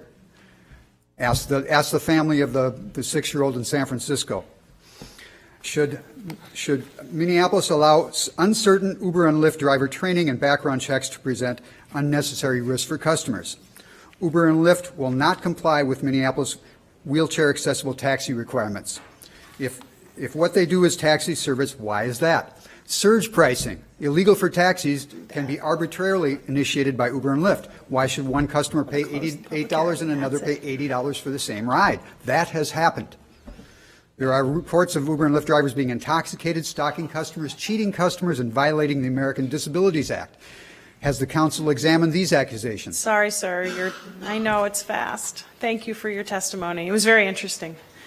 We'll take the second speaker then. Start it. Buenas tardes a todos. Sí, muy buenas tardes a todos. Pues voy a hablar en el idioma mío. Good afternoon, all you council members. Lo único que quería decirles de mi parte, pues de los compañeros que dice de Hoover que vienen. The only thing that I wanted to mention from the people from Hoover that they're here. Por mi parte, todos tenemos derecho a tener, o sea, el afán de tener un negocio, o el sol cuando sale para todos. In my point of view, we all should have access to have a business. And I think of the sun. The sun, when it shines over all of us. Pero lo único quisiera pedir de favor que igual que ellos se pusieran igual que nosotros, con las licencias, con todos los seguros y todo. But what I'm requesting from you is we have a same plain level field, that we have licensing and all the requirements for both sides. Y en el otro paso, como decirles, como los carros que vienen de color negro, con esos vidrios ahumados. And I want to mention the dark car, the black cars that have the tinted windows. No sabemos si es Hoover o quién es en eso. We don't know if it's a Hoover, who's that. O sea, sería que se identifiquen también como nosotros. So they should have an identification that we should have. Señor, tiene que decir su nombre, por favor. Mi nombre es Luis Sacta. My name is Luis Saca. Que me perdonen por I'm sorry for forgetting him. Thank you. Sí. Y eso, como le digo, pues, porque aquí el problema tenemos, como decir yo, como taxista y como dueño de una pequeña compañía. And as a taxi driver and as a small business owner, tengo problemas porque yo vivo en el sur de Minneapolis. I have problems because I live in the south area of Minneapolis. Con los taxis que están con licencias de Richfield. With taxis that have license in Richfield. Están trabajando en Minneapolis. They're working in Minneapolis. En los hoteles. At the hotels. De los que manejan las limos están dando dinero a los porteros. The limos are bribing the door people from the hotels. Y el otro es que si nos permite parquear un taxi al lado de la limo, o donde dice el ballet parking. If it's to be allowed to park in the taxi stand near the limos, Estoy bien seguro que el limo puede quedar mirando que tomamos pueden tomar tres taxis de los customers y ellos apenas pueden tomar tal vez uno. I am sure that we will be able to take 3 customers while they only can take 1 of them. Porque nosotros estamos escondidos en los hoteles, o sea, es que los customers no ven. They cannot see us. They put us in hiding. Y eso nos causa mucha pérdida para todos nosotros, porque tenemos que estar hasta 6 horas, 7 horas parqueados ahí. And that causes a lot of losses in our income, and we have to stay by there parking waiting for a fare for about 6 to 7 hours. Y a veces, honestamente, me quedo hasta dormido porque... And sometimes, honestly, I even fall asleep. Y luego después que tengo el viaje de $6 que me dan, o $5 los porteros, eso es lo que And me then dan. sometimes my ride is probably $5 or $6 at the most. Como decir, Mire la el señora. primer hotel que puede decir es el Hilton, que no hay viajes para aeropuertos para los taxis. I can blame the first hotel is the Hilton Hotel, who is saying no rides for you to the airport. Yo le pidiera de favor, no sé si los demás compañeros, mejor esa parada de taxis de ahí que lo cambiaran a otro lugar, porque el dueño de ahí, o sea, el dueño de las limos es el mismo portero. If it would be possible to switch the stand to park, because I believe that the owner of this limo is the door person from the hotel. It's the same person. Yo tuve problema el otro día con 4. I had a problem with 4 of them the Well, last time. pidieron Ya 4. terminó su tiempo. Okay. Thank you for your Muchas testimony. I gracias just want to por su note we allowed him testimonio. to go 4 minutes Quería, because of the translation. I'm sure everyone caught on Un to poquito that. más de Thank tiempo you. por la interpretación. Gracias. Thank you for your help. Thank you. Okay, next. Number 3, please. My name is Mohammed Mahmoud. How you doing, council members? Very good. I've been driving taxi in this city since 1996. I see a lot of changes. I think these days the city taxi, they get abused. First of all, do the city get the inspection fee in the taxi cab license or lifties on Uber? Did they get $135? I don't think they get, the city get that inspection money. And driver license renewal, the city get money for us. And then we have insurance, we pay insurance. I don't think the city taxi get, Lyft get insurance higher. So they pay insurance for $50, something like that. They come in on the street. So that's what I know. So when I start driving taxi in this city, the taxi cab goodwill will be $30,000, and right now is a zero because of the city councils. They did that thing. How many minutes I have?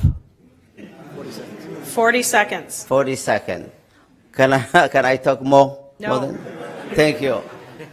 You have 37 seconds. You can talk till the end of that. Yeah. I'm 14 for the council city in Northeast. Which word is that? Number 3? Kano. We're not answering questions. Oh, sorry. So my Kano have to make decision for this. Thank you. Thank you for your testimony. We'll take the, what number are we on? This will be the final speaker. They'll be. My bad. Thank you. Hello, my name is Saeed Farah. I live 145 Mount Airy. I've been driving a taxi for about 10 years, and I have a few taxi cab license. And I spend each license over $2,000 to $3,000 every year for the inspection and to maintain, and also a couple of $1,000 each car for inspection every 6 months. And also, one of my cab have failed the inspection, and I was driving street and I get towed because I failed the inspection, and that one cost me about $1,000 with the punishment because I don't have no sticker on it. And also, still I haven't replaced it because I don't have no money of it. So now I don't know what's going on. They allow people with no sticker or no numbers working on it, but mine is legally taxi, but actually it's failed the inspection, so I'll get trouble, and I'm paying all of that. So I'm just trying to see if they can make all the commercial vehicle or the public transportation for same rights, or if they can just like make lower for the old one, or they keep the big one, growing, and then killing the small businesses. That's what I'm thinking for the new system coming up now. And actually, we have a big different policy. We're paying over $67,000 each car, and actually we're suffering for that one also. I'm trying to see what kind of decision you will make for that one. Thank you for your testimony. Thank you. And this will be the last speaker.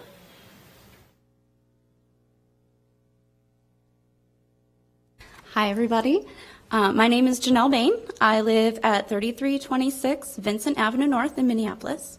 I'm a longtime Minneapolis resident, and I'm proud to call this city home.